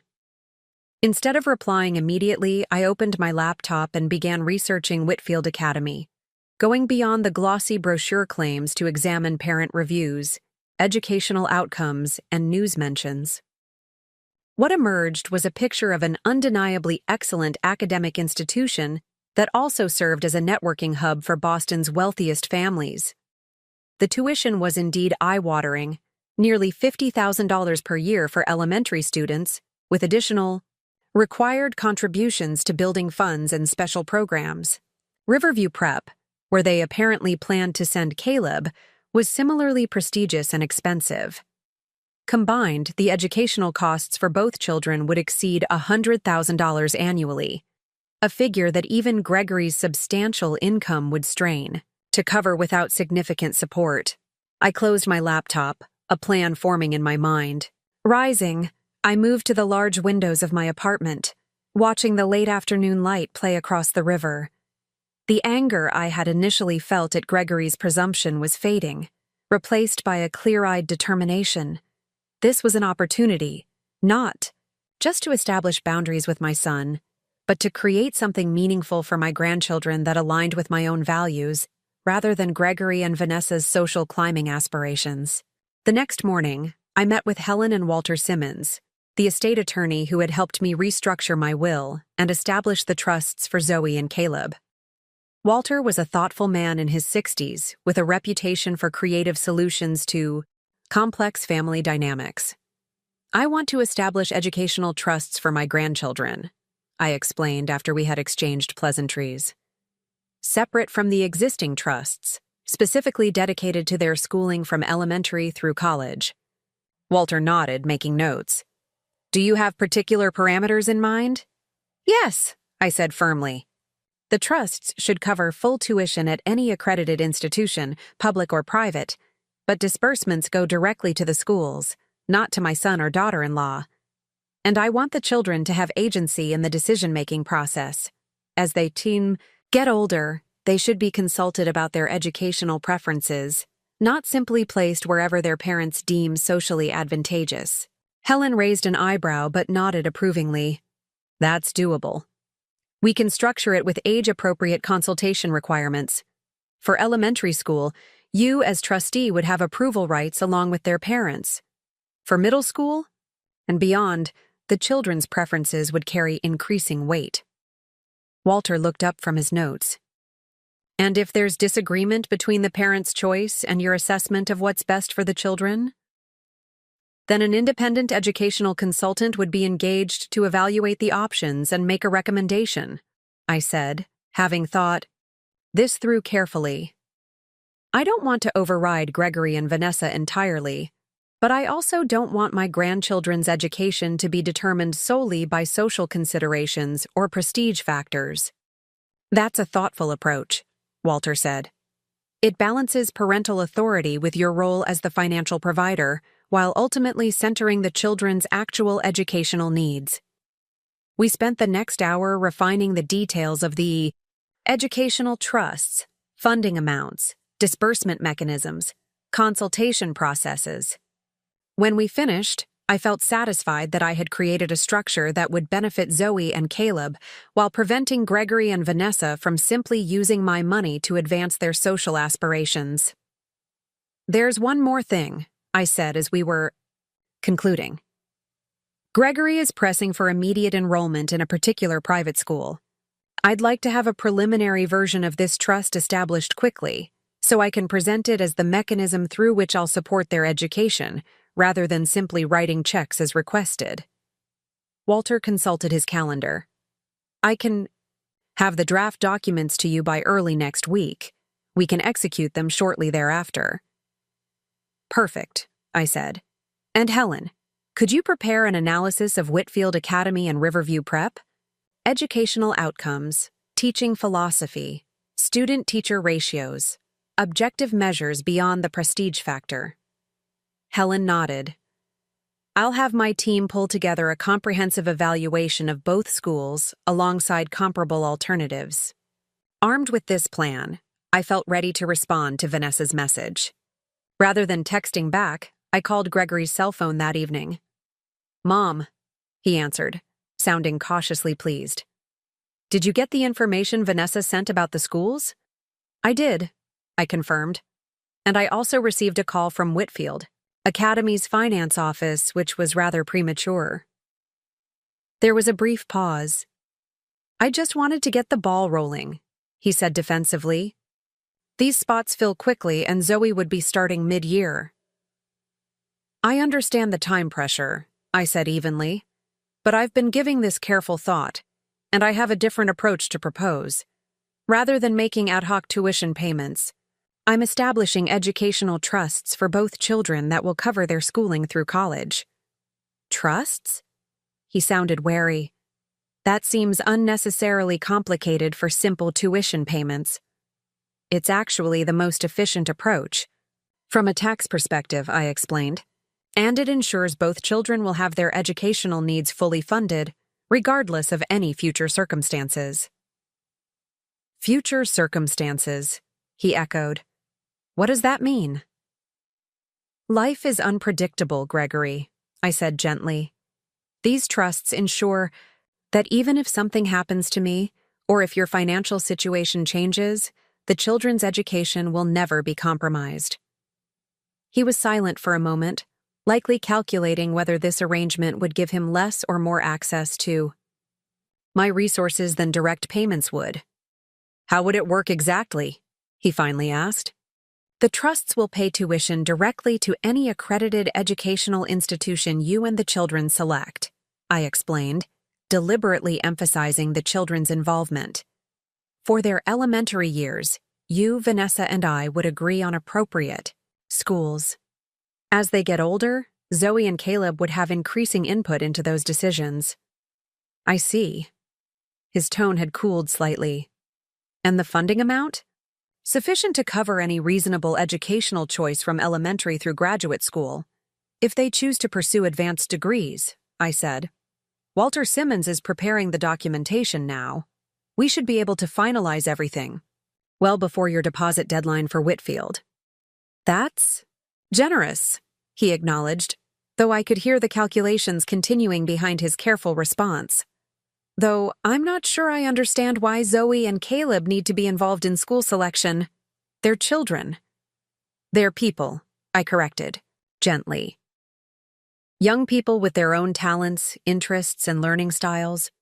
The best education is one that aligns with who they are, not just one that carries a prestigious name. Mom, we know what's best for our children, he said, an edge entering his voice. Vanessa has researched these schools extensively. I'm sure she has, I agreed, and her input is valuable. But so is Zoe's happiness and engagement with her education. Has anyone asked her what kind of school environment she might prefer? The silence on the other end of the line told me they hadn't. I'm having Helen's team prepare an objective analysis of both Whitfield and Riverview, I continued, along with several comparable alternatives. Why don't we review that information together, and then perhaps take Zoe to visit the top contenders? She's old enough to form impressions about where she might thrive. This feels like you're trying to control the situation, Gregory said stiffly. Not control, I corrected. Participate. These are my grandchildren, and this is a significant investment in their futures.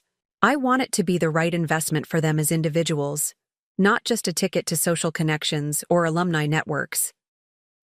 We went back and forth for several more minutes, with Gregory attempting to regain the upper hand and me holding firm to my position. Finally, he conceded with poor grace, agreeing to wait for the trust documentation and school evaluations before making any commitments. Fine, he said. But if this delays things and Zoe loses her spot at Whitfield, then she'll attend another excellent school better suited to her specific needs, I finished smoothly. Education isn't about exclusivity, Gregory. It's about growth and discovery. After we hung up, I sat quietly in my darkening apartment, watching the city lights come alive across the river. I had won this round, establishing that my financial support would come with conditions, thoughtful ones focused on my grandchildren's well-being, but conditions nonetheless. Gregory wouldn't like it, but he would accept it because the alternative was paying those massive tuition bills himself. Yet I took no pleasure in the victory. What I wanted wasn't control or even influence. What I wanted was for my son to see his children as individual human beings with their own needs and voices, not as accessories to his and Vanessa's social aspirations. What I wanted was for him to remember the values I had tried to instill. That money was a tool for security and opportunity, not a pathway to status or exclusivity. But perhaps those were lessons he would never learn. Perhaps the best I could do now was to ensure that Zoe and Caleb had the chance to develop their own relationship with privilege and responsibility, separate from their parents' values. The educational trusts were a start, a structure that would expose them to the idea that great resources came with the obligation to use them thoughtfully, not merely consume them conspicuously. Tomorrow I would begin moving into my permanent home, the spacious condominium that represented my new beginning. The following week, we would finalize the educational trusts and present the framework to Gregory and Vanessa. And somewhere in that busy schedule, I would make time to take Zoe and Caleb for ice cream and really ask them, what kind of schools they might enjoy attending. Not because I wanted to undermine their parents' authority, but because someone needed to show these children that their voices mattered, that their authentic selves were more important than any social facade, and that their grandmother saw them, truly, saw them, for exactly who they were. Moving day dawned with a perfect blue sky, the kind of early summer morning that promises possibility. I'd hired professional movers, of course. At 62 and still rebuilding my strength after cancer treatment, I had no business lifting boxes. But I was determined to oversee the process personally. This condominium represented more than just a new home. It was the physical manifestation of my transformation, my declaration of independence. I arrived at the building by 8, greeting the doorman by name and taking the elevator to the 8th floor. The previous owner had already vacated, leaving behind the agreed-upon furniture and fixtures gleaming in the morning sunlight. I walked through the empty rooms, running my hand along marble countertops and solid wood banisters, imagining the life I would build here. Not a retirement in the traditional sense, a fading away, a diminishment, but a flourishing, a second act richer than the first. The movers arrived precisely on schedule, efficient men in matching uniforms who treated my belongings with respect. I directed the placement of the few pieces I'd brought from storage: my grandmother's writing desk, my favorite reading chair, the handmade quilt that had adorned every bed I'd slept in since college. Everything else was new or belonged to the previous owner, selected to create an environment that honored both my past and my future. By mid-afternoon, the major work was done. I tipped the movers generously, then stood in the center of my new living room, savoring the quiet and the quality of light filtering through the sheer curtains. A soft chime from my phone interrupted my reverie. A text from Zoe. "Did you move? To your new house today? Can we come see it?" I smiled at her eagerness, then noticed it had been sent from Vanessa's phone rather than Zoe's tablet. An unexpected overture, perhaps prompted by Gregory's report of our conversation about the educational trusts. "Yes to both questions," I typed back. "Would tomorrow afternoon work? I could pick the children up after school." The response came quickly. "That would be fine. Gregory mentioned you're creating trusts for the children's education. Perhaps we could discuss while they explore." Ah, there it was, the real motivation. Not Zoe's curiosity about my new home, but Vanessa's interest in the financial arrangements I was making for her children. "Of course," I replied. "I'll have copies of the preliminary documents ready for review."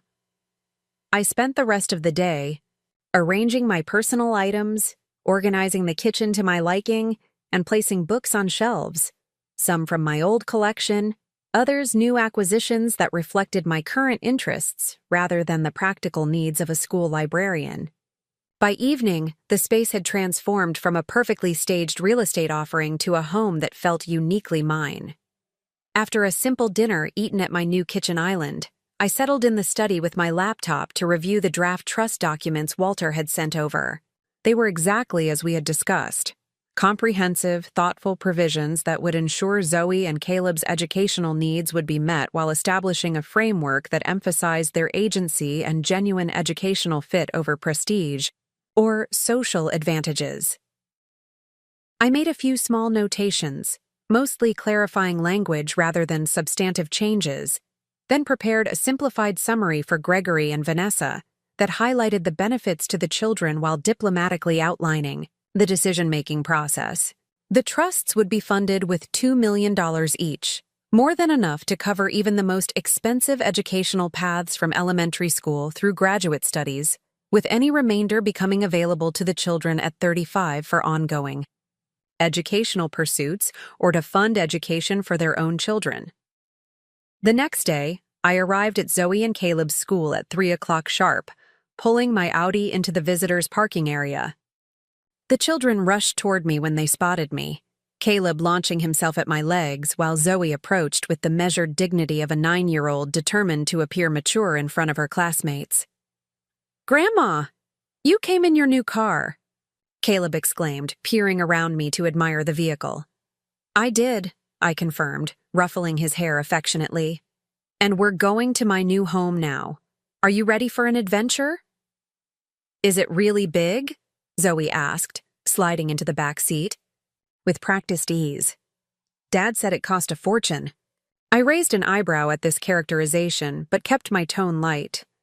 "It's just the right size for me, with room for visitors like you two. And everything has a cost, Zoe. The question is whether it brings value." She considered this seriously, as I navigated through afternoon traffic. "Dad says value means something is worth more than you pay for it. Like when stocks go up." "That's one kind of value," I agreed. "But there are others, like the value of beauty or comfort, or making memories with people you love." Caleb, less interested in economics, was bouncing in his seat pointing out interesting sights as we drove. When we pulled into the garage beneath my building, both children were suitably impressed by the sleek modern space with its designated parking spots and security features. "Is this whole building yours?" Caleb asked with a child's natural assumption that grandmothers must be either poor or ridiculously wealthy, with no middle ground. I laughed. "No, sweetheart. Just one condominium inside it. But I do have access to all the common areas, like the rooftop garden and the fitness center." The doorman greeted us warmly as we entered the lobby, addressing the children by name after I introduced them. This small courtesy clearly delighted them, Zoe straightening to her full height and Caleb attempting a formal handshake in return. "Your grandmother is a wonderful addition to our community," the doorman told them gravely. "We're very pleased she's chosen to make her home with us." In the elevator, Zoe turned to me with wide eyes. "He knows you already? You must be important." "Not important," I corrected gently. "Just friendly. I make a point of learning people's names and asking about their lives. It's how we build community." The elevator doors opened directly into my foyer, an elegant space with marble floors and a crystal chandelier that had been a key selling point for me. Not for its luxury, but for the way it scattered rainbows across the walls when the afternoon sun struck it just right. "Whoa," Caleb breathed, tilting his head back to stare up at the fixture. "It's like magic." "Exactly what I thought," I told him, pleased by his reaction. "Wait until you see what it does around 4 o'clock when the sun hits it just right." I led them through the condominium, showing them the spacious kitchen with its professional-grade appliances, the formal dining room where I imagined hosting family holidays, the comfortable living room with views of the river, and finally, the 3 bedrooms, my master suite and 2 guest rooms, one of which I had specifically designed with them in mind. "This is your room when you visit," I explained, opening the door to reveal a space decorated in cheerful colors with twin beds, a reading nook stocked with age-appropriate books, and a small desk where they could draw or play games. "You can change anything you don't like." Zoe walked slowly around the perimeter, trailing her fingers over the spines of books and examining the art I'd selected. Whimsical pieces that evoked childhood without being childish. "It's perfect," she declared finally. "Way better than the playroom at our house." Caleb had already claimed one of the beds, bouncing experimentally on the mattress. "Can we sleep over? Please?" "That's up to your parents," I said, "but the room will be here whenever they say yes." We were still exploring when the doorman called up to announce that Vanessa had arrived. I instructed him to send her up, then turned to the children. "Why don't you continue looking around while I talk with your mother? The roof garden is especially nice. We can go up there in a little while." Vanessa stepped off the elevator moments later, her expression carefully composed but her eyes darting around the foyer, taking in every detail. She was dressed with her usual calculated casualness, designer jeans, a silk blouse, and ballet flats that probably cost more than my entire wardrobe during my librarian days. "Florence," she greeted me, leaning in for an air kiss near my cheek. What a lovely building. So established. It's nearly 100 years old, I confirmed, gesturing for her to follow me to the living room. The architecture has such character, don't you think? Absolutely. Her gaze swept across the space, lingering on the original crown moldings, the herringbone hardwood floors, the tasteful furnishings that struck a perfect balance between traditional and contemporary. Did you work with a decorator? No, most of the furniture came with the place. The previous owner had excellent taste that happened to align with mine, I explained, watching as she recalculated whatever assumptions she'd been making. Would you like something to drink? Coffee? Wine? Water? Just water, thank you. She settled onto the sofa, perching on its edge rather than allowing herself to relax. The children seemed thrilled with the place. I smiled, returning from the kitchen, with 2 glasses of sparkling water. They're exploring. I made up a room especially for them, for visits. How thoughtful, she murmured, though I detected a flicker of unease at the implication that the children might spend significant time here without her supervision. Gregory mentioned you wanted to discuss the educational trusts? Yes, I said, reaching for the folder I'd placed on the coffee table earlier. Walter, my attorney, has prepared preliminary documents. These are just summaries for your review. Vanessa accepted the folder, opening it immediately and scanning the first page with the intensity of someone searching for hidden traps. 2 million each, she read aloud, her eyebrows lifting. That's very generous. Education has always been my priority, I said simply. I want Zoe and Caleb to have every opportunity, just as I provided for Gregory. She continued reading, her expression growing more guarded with each paragraph. This seems unnecessarily complicated, she said finally, echoing Gregory's initial reaction. The consultation requirements, the independent evaluator provision, why not simply fund the schools we've selected? Because education isn't just about credentials, I explained patiently. It's about finding the right environment where each child can thrive. That requires ongoing assessment and adjustment, especially as they develop and their needs change. We are perfectly capable of assessing our children's educational needs, Vanessa said, a defensive edge entering her voice. Of course you are, I agreed. And your input is central to the process. But so is mine, as the person funding their education, and increasingly, so are Zoe and Caleb's own perspectives. The trusts simply create a framework for collaborative decision-making. She closed the folder with a snap. Gregory won't like this. Gregory helped shape these provisions. I lied smoothly. We discussed the general approach yesterday. This wasn't strictly true. I had informed Gregory of my decision rather than collaborating with him. But I knew Vanessa would be more likely to accept the arrangement if she believed her husband had already signed off on it. He didn't mention that, she said, doubt evident in her tone. We had quite a lengthy conversation, I continued. I believe he understands my perspective, even if it wasn't his initial preference. Vanessa pursed her lips, clearly recalculating her approach. Well, obviously we appreciate your generosity. The private school tuitions are substantial. It's just the process that seems unusual. Think of it as an insurance policy, I suggested. A guarantee that educational decisions will always be made thoughtfully, with the children's best interests at heart, no matter what circumstances might arise in the future. Before she could respond, Zoe and Caleb burst into the living room, full of excitement about their explorations. Mom, there's a movie room with the biggest TV ever, Caleb announced. And a garden on the roof with real trees and a fountain. And our bedroom has the coolest books, Zoe added. Special editions with illustrations and everything. Can we stay overnight sometime? Please?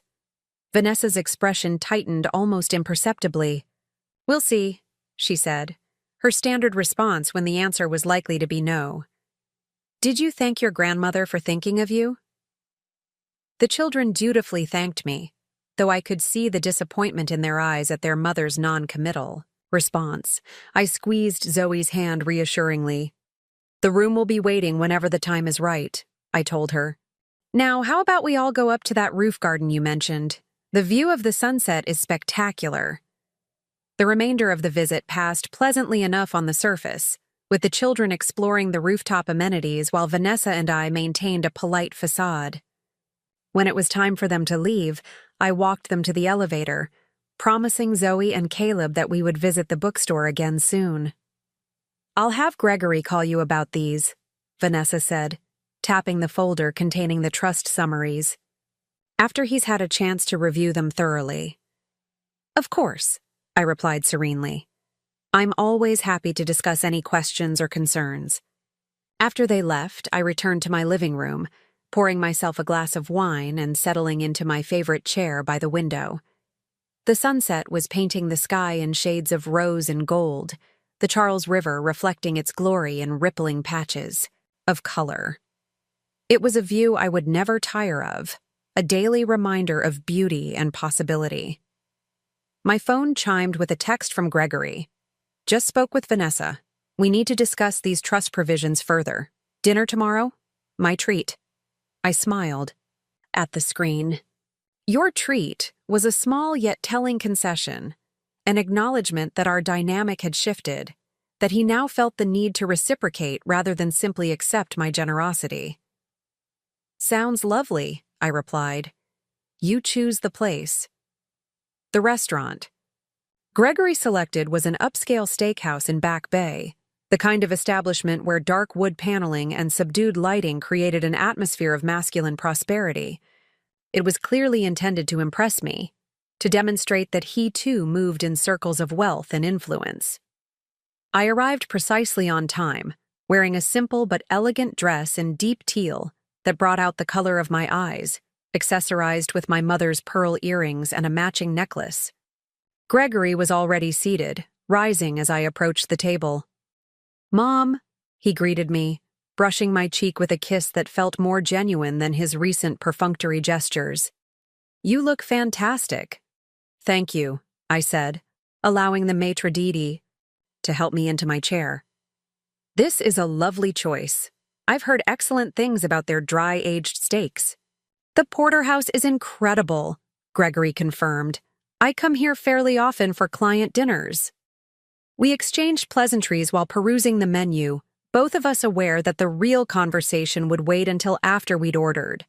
When the waiter had taken our selections, filet mignon for me, the porterhouse for Gregory, with shared sides of roasted mushrooms and truffle mashed potatoes, my son finally broached the subject that had prompted this dinner. I've reviewed the trust documents, he began, his tone carefully neutral. The funding is exceptionally generous, more than enough for any educational path Zoe and Caleb might choose. I'm glad you think so, I replied, unfolding my napkin and placing it in my lap.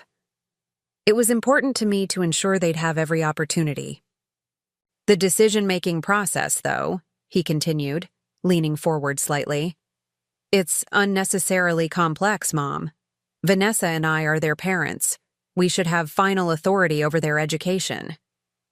I took a sip of the excellent Cabernet the sommelier had recommended. Consider it from my perspective, Gregory. I'm committing substantial resources to my grandchildren's education.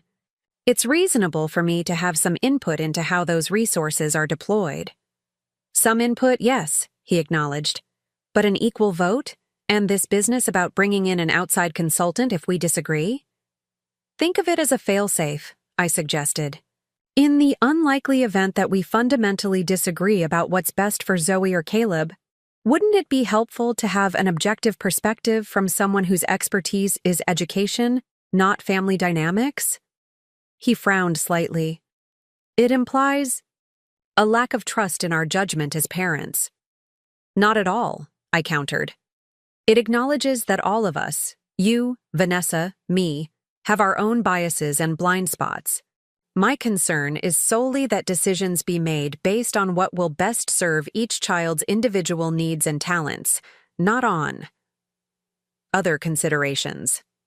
Other considerations, he repeated, his expression hardening. Such as? I met his gaze. Steadily. Social connections, prestige, the right people. These shouldn't be the primary factors in choosing a 7-year-old's school, Gregory. Our appetizers arrived. A classic shrimp cocktail for Gregory, a roasted beet salad for me, creating a brief respite in the increasingly tense conversation. When the server had departed, Gregory speared a shrimp with unnecessary force. You think we're shallow, he said flatly, that we only care about appearances and networking. I think you value certain things that may sometimes overshadow more important considerations, I corrected gently. Vanessa in particular seems very concerned with social position. That's not fair, he protested, though without much conviction. She wants the best for our children. As do I assured him. We simply might define best differently. These trust provisions ensure that multiple perspectives are considered, including, most importantly, the children's own. He shook his head. They're too young to make educational decisions.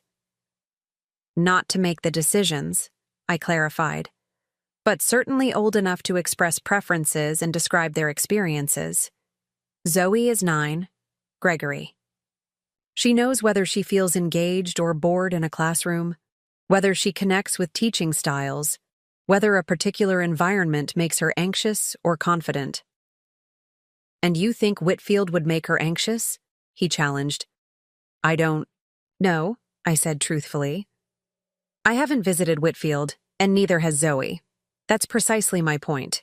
Before committing to an expensive private school that will shape her formative years, shouldn't we at least ensure it's the right fit for her specific personality and learning style?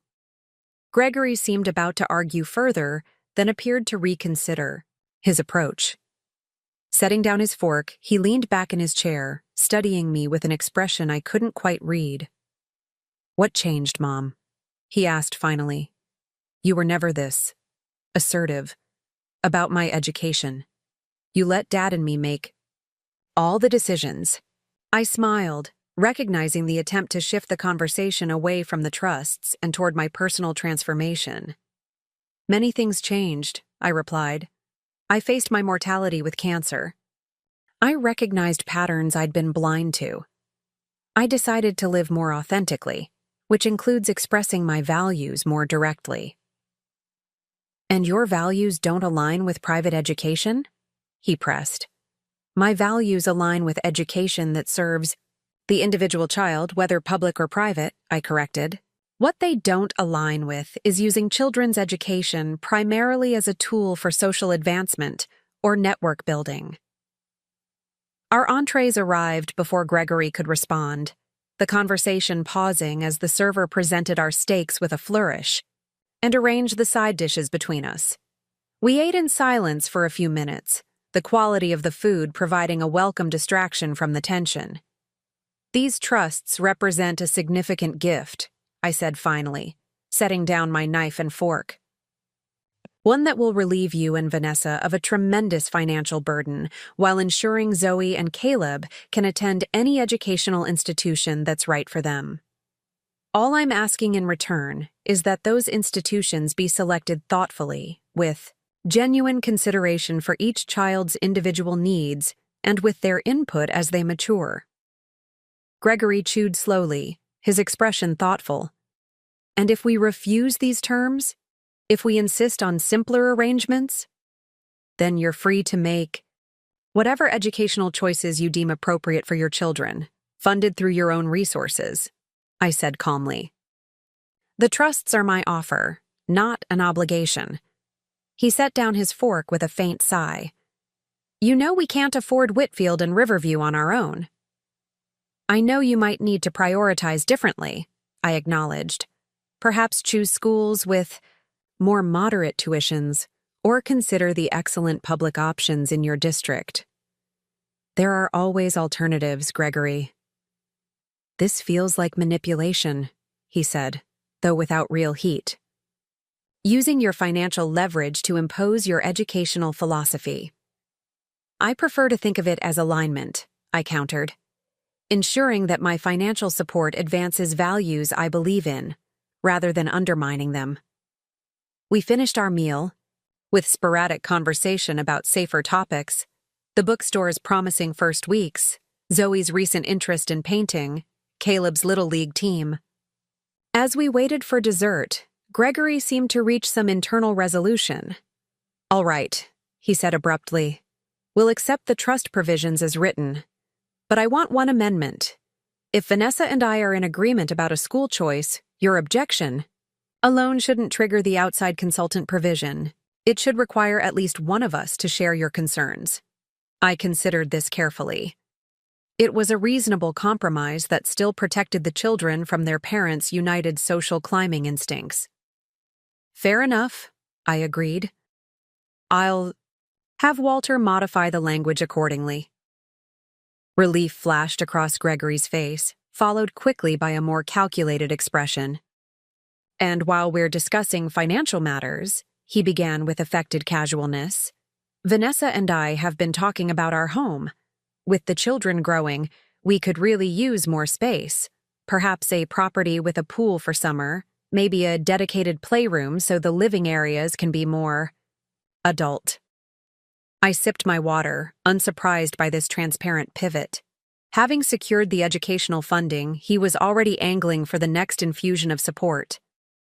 "How interesting," I murmured. "What neighborhoods are you considering?" He named an even more exclusive suburb, detailing properties they'd viewed and the amenities they offered. I listened attentively, nodding at appropriate intervals while inwardly marveling at how quickly he had shifted from reluctant acceptance of the educational trusts to planning his next request. "It sounds lovely," I said when he finally paused for breath. "Though, of course, a larger home means higher property taxes, increased maintenance costs, potentially longer commutes." "We've factored all that in," he assured me quickly. "The only hurdle is the down payment. Boston real estate values have increased so dramatically since we bought our current home." I nodded sympathetically. "Real estate can indeed be challenging. Have you considered what your current home might sell for in this market? You've made some lovely improvements." His expression faltered slightly. "We've looked into it. After paying off our existing mortgage and the home equity line we took for the renovations last year, there wouldn't be much equity to roll into a new property." "I see," I said, allowing a thoughtful pause before continuing. "You know, Gregory, one of the most valuable lessons I've learned is the importance of living within our means, whatever those means might be. There's a freedom in it, knowing that what you have is truly yours, not dependent on others or leveraged beyond your capacity." His face tightened. "Is that a no?" "It's not a request I'm prepared to consider right now," I said gently. "The educational trusts represent a significant commitment. Let's focus on implementing those successfully before discussing other financial matters." Dessert arrived, a chocolate soufflé for Gregory, fresh berries with crème fraîche for me, providing a timely interruption to what was becoming an increasingly strained exchange. We ate in silence, the sophisticated ambiance of the restaurant at odds with the tension between us. "I didn't mean to upset you," I said finally, setting down my spoon. "I simply believe there's value in taking things one step at a time." Gregory nodded stiffly, pride warring with disappointment on his face. "Of course, the trusts are extremely generous. I shouldn't have—" He broke off, recalibrating. "We're grateful for your support with the children's education. Truly." I reached across the table to briefly touch his hand. "I know you want the best for them, Gregory. We share that goal, even if we sometimes differ on the approach." The remainder of the evening passed without further reference to financial matters, though a certain coolness had settled between us. When the check arrived, Gregory insisted on paying, a gesture I accepted graciously despite noting the flash of calculation in his eyes as he regarded the substantial total. Outside the restaurant, as we waited for the valet to bring our respective cars, I turned to my son in the cool evening air. I meant what I said about the educational trusts being a significant gift, I told him quietly. But the greatest gift I can give you and your children isn't money, Gregory. It's the understanding that happiness and worth aren't determined by addresses or labels or exclusive affiliations. I wish I'd made that clearer when you were growing up. He looked at me for a long moment, something unreadable flickering in his expression. You know, Mom, he said finally, sometimes I think I don't know you at all anymore. Perhaps you're just seeing parts of me that were always there, but muted, I suggested. Cancer has a way of burning away pretense, of clarifying what matters. The valet arrived with my Audi, sparing Gregory the need to respond. I thanked him for dinner, accepted his dutiful kiss on my cheek, and drove away into the velvety Boston night, leaving my son standing on the curb looking after me with that same puzzled expression, as if trying to reconcile the mother he thought. He knew with the woman who had emerged from illness with both wealth and boundaries intact. Summer bloomed across Boston, transforming the city with lush greenery and brilliant flowers. My rooftop garden became a sanctuary where I spent peaceful mornings with coffee and books, watching the sunrise paint the skyline in gold and rose. The bookstore flourished beyond our projections, developing a loyal clientele who appreciated our carefully curated selection and the warm, inviting atmosphere Miranda had helped create. My health continued to improve, each follow-up appointment confirming that the cancer remained in remission. Life settled into new rhythms, filled with purpose and genuine pleasure. I joined a book club that met monthly at Fabled Pages, making friends who knew nothing of my past or my financial status, women who valued me for my insights and humor rather than what I might provide.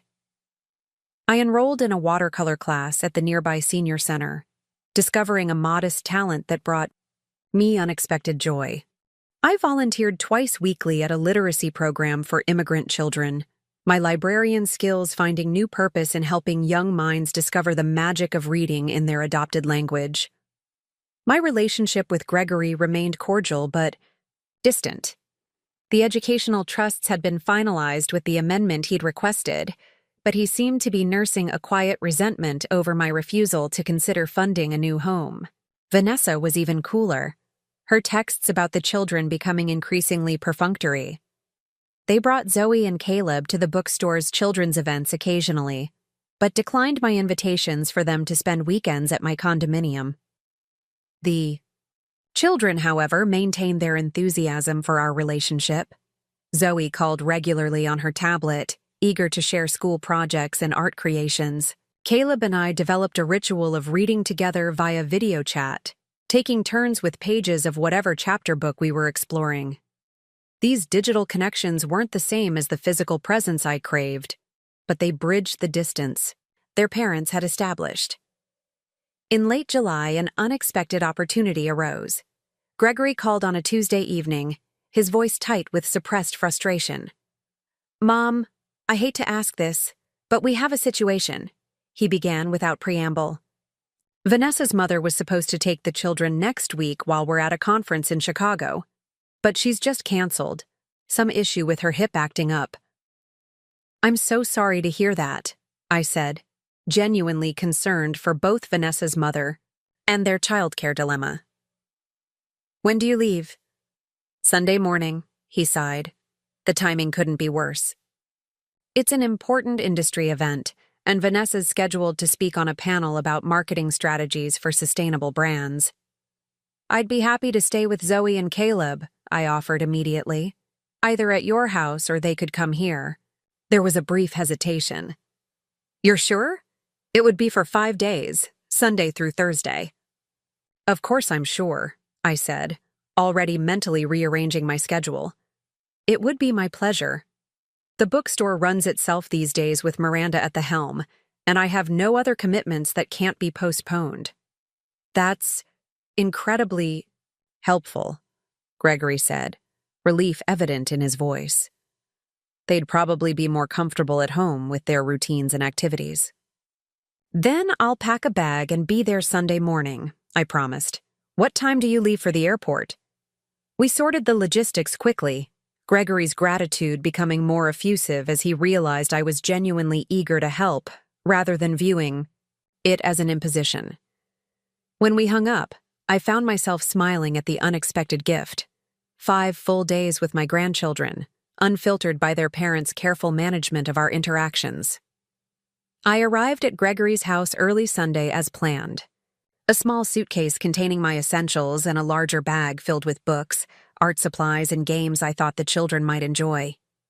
Vanessa greeted me at the door, already dressed for travel in a tailored pantsuit and heels that seemed excessive for a flight but perfectly in character.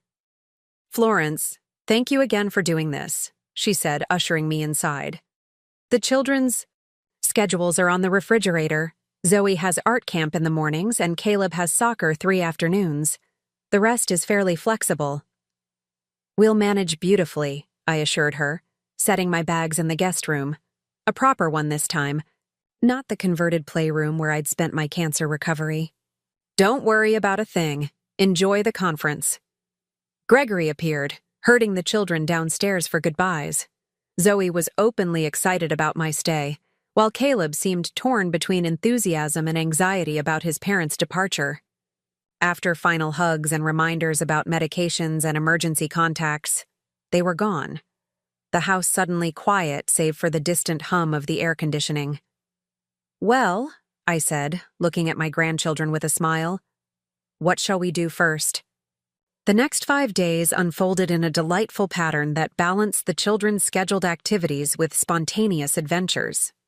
I drove Zoe to art camp each morning, using the free hours to either take Caleb on special Just Us outings or to work remotely on bookstore business. Afternoons brought soccer for Caleb, where I cheered from the sidelines with a pride that felt almost physical in its intensity. Evenings were for cooking together, board games, reading aloud, and long conversations about everything from butterfly migrations to the possibility of life on other planets. Throughout it all, I observed my grandchildren with fresh eyes, noting details their parents might have missed in the rush of daily life. How Zoe grew quiet and withdrawn after art camp, reluctant to share her creations despite the teacher's effusive praise. How Caleb's enthusiasm for soccer seemed forced, his relief palpable when practices ended. How both children relaxed visibly, when allowed to choose their own activities rather than following the carefully structured enrichment their parents typically provided. On our 3rd evening, after Caleb had gone to bed, Zoe lingered in the kitchen, helping me prepare a fruit salad for the next day's breakfast. She worked methodically, cutting strawberries into precise pieces with the concentration of a surgeon. "Grandma," she said suddenly, not looking up from her task, "why don't you and Dad like each other anymore?" The question caught me off guard. "What makes you think we don't like each other, sweetheart?" She shrugged one thin shoulder. "You used to visit all the time, and now you don't. And Dad gets a weird face when your name comes up, like he ate something sour. And Mom always changes the subject when I talk about your bookstore or your new house." I set down my knife, giving her my full attention. "Your dad and I are going through a complicated time," I said carefully. "Sometimes adults have disagreements about important things, even when they love each other very much." "Is it about money?" she asked, her perception startling me again. "Because Caleb said he heard Dad telling Mom that you're rich now but won't help them buy a bigger house." Ooh, I suppressed a sigh at Gregory's carelessness in having such conversations within earshot of his children. "It's partly about money," I acknowledged, seeing no point in lying to this perceptive child. "But it's more about values, about what we think is truly important in life." Zoe considered this, her small face serious. "Dad and Mom think important things are like having a big house and going to fancy schools and wearing the right clothes," she said. "But you think important things are different." "Yes," I said simply. "I think the most important things are kindness, curiosity, creativity, and genuine connection with others, things money can't buy." She nodded as if this confirmed something she'd already suspected. "That's why I like being with you," she said. "You ask me what I think and how I feel. Mom and Dad just tell me what I should think and feel. my heart ached at the simple truth of her assessment. "What do you think about art camp?" I asked gently. "I've noticed you don't seem very excited about it." Zoe's shoulders slumped, slightly. "It's not real art," she confessed. "We just copy what the teacher does. Everyone's pictures look the same at the end. Mom says it's a prestigious program, but I liked my old art class better, where we could make whatever we wanted." "Ooh, and what about Whitfield Academy?" I ventured, seizing the opportunity.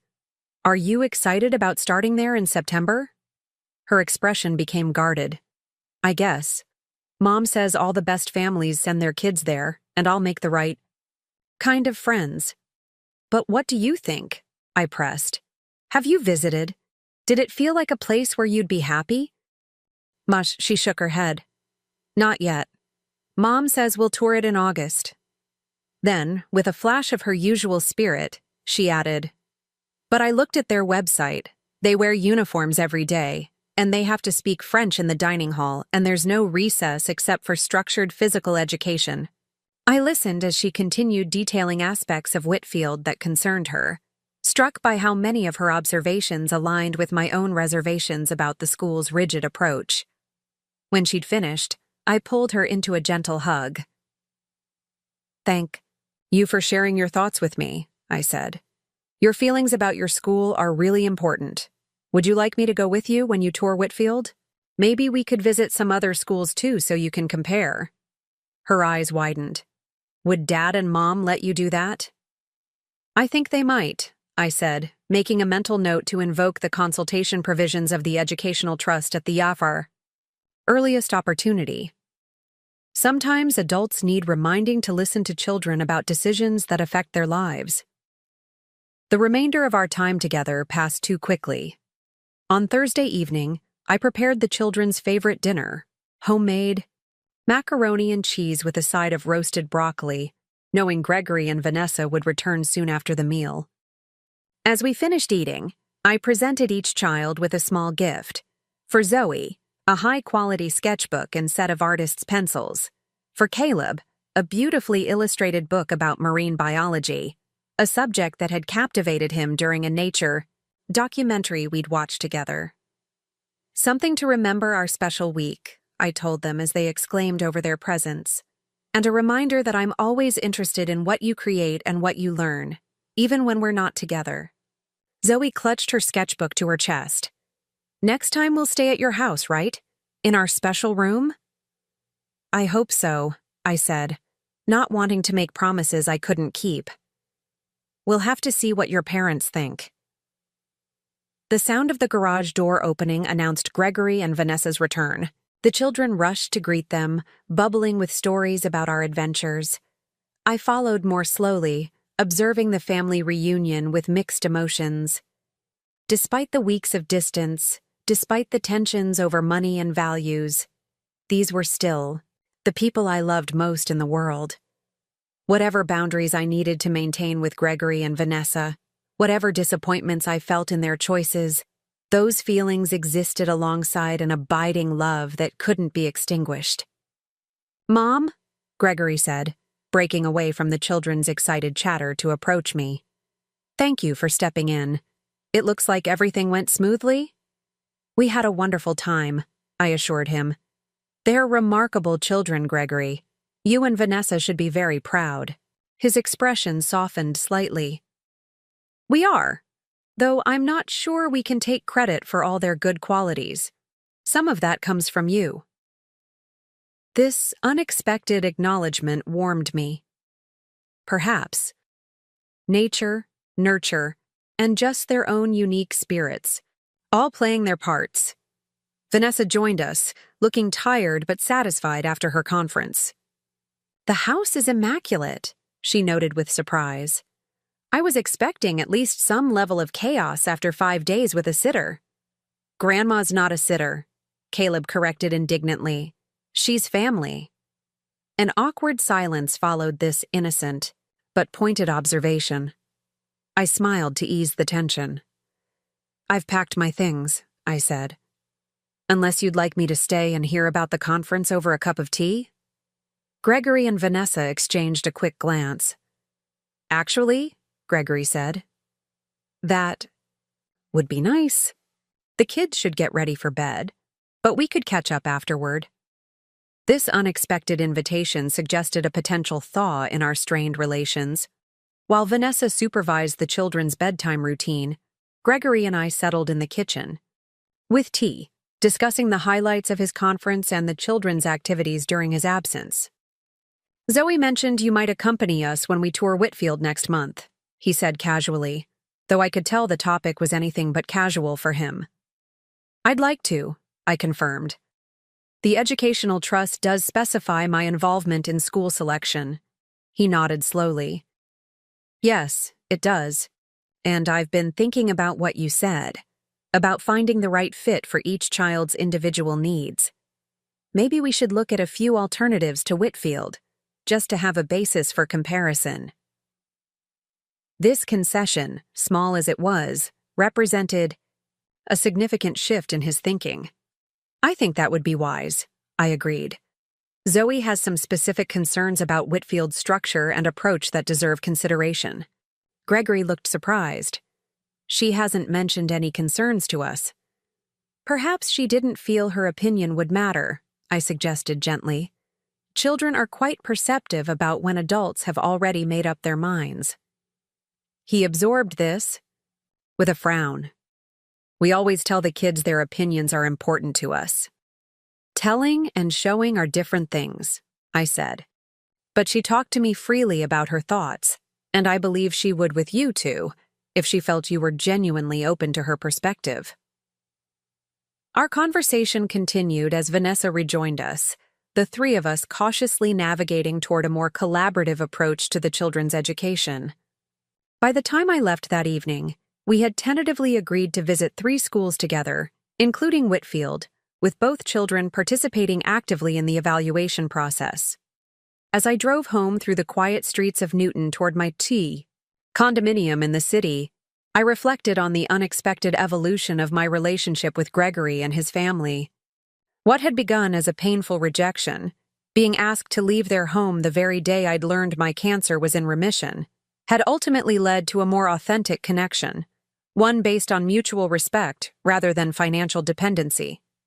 My hidden fortune, once revealed, had forced a reckoning that might otherwise have never occurred. Gregory had seen me as a resource to be managed, a mother whose primary value lay in what she could provide. Cancer had shown me the hollowness of that relationship, and my financial independence had given me the means to establish healthier boundaries. The road ahead would not be smooth. Gregory and Vanessa's values remained fundamentally different. From mine, their social aspirations and material focus at odds with my simpler priorities. But we had found a bridge in our shared love for Zoe and Caleb, a common ground that transcended our differences. As I pulled into my building's garage, I felt a profound sense of gratitude wash over me. For my remission, for my financial security, for my beautiful new home and thriving business. But most of all, for the clarity that had come with confronting my mortality, the courage to finally live authentically, to express my values without apology, and to love my family without sacrificing my own worth in the process. Tomorrow would bring new challenges. The school tours to arrange, the continuing negotiation of boundaries with Gregory and Vanessa, the seasonal adjustments at the bookstore as summer waned and fall approached. But tonight, I would climb the elevator to my peaceful sanctuary, pour a small glass of wine, and stand on my balcony watching the city lights shimmer across the river. This was my life now. Not perfect, not without complications or heartache, but genuinely mine. My son had kicked me out after my cancer treatment, never imagining I possessed the resources to not only survive, but thrive independently. The irony wasn't lost on me, but neither was the lesson. True wealth had never been about the money I'd quietly accumulated. It had always been about the freedom to live according to my deepest values, to make choices based on love rather than fear, and to find joy in each day I was fortunate enough to experience. That was a fortune no one could take away, and one I hoped in time to share with those I loved most. not through checks or trust funds, but through the example of a life well lived on its own authentic terms. Up next, you've got two more standout stories right on your screen. If this one hit the mark, you won't want to pass these up. Just click and check them out.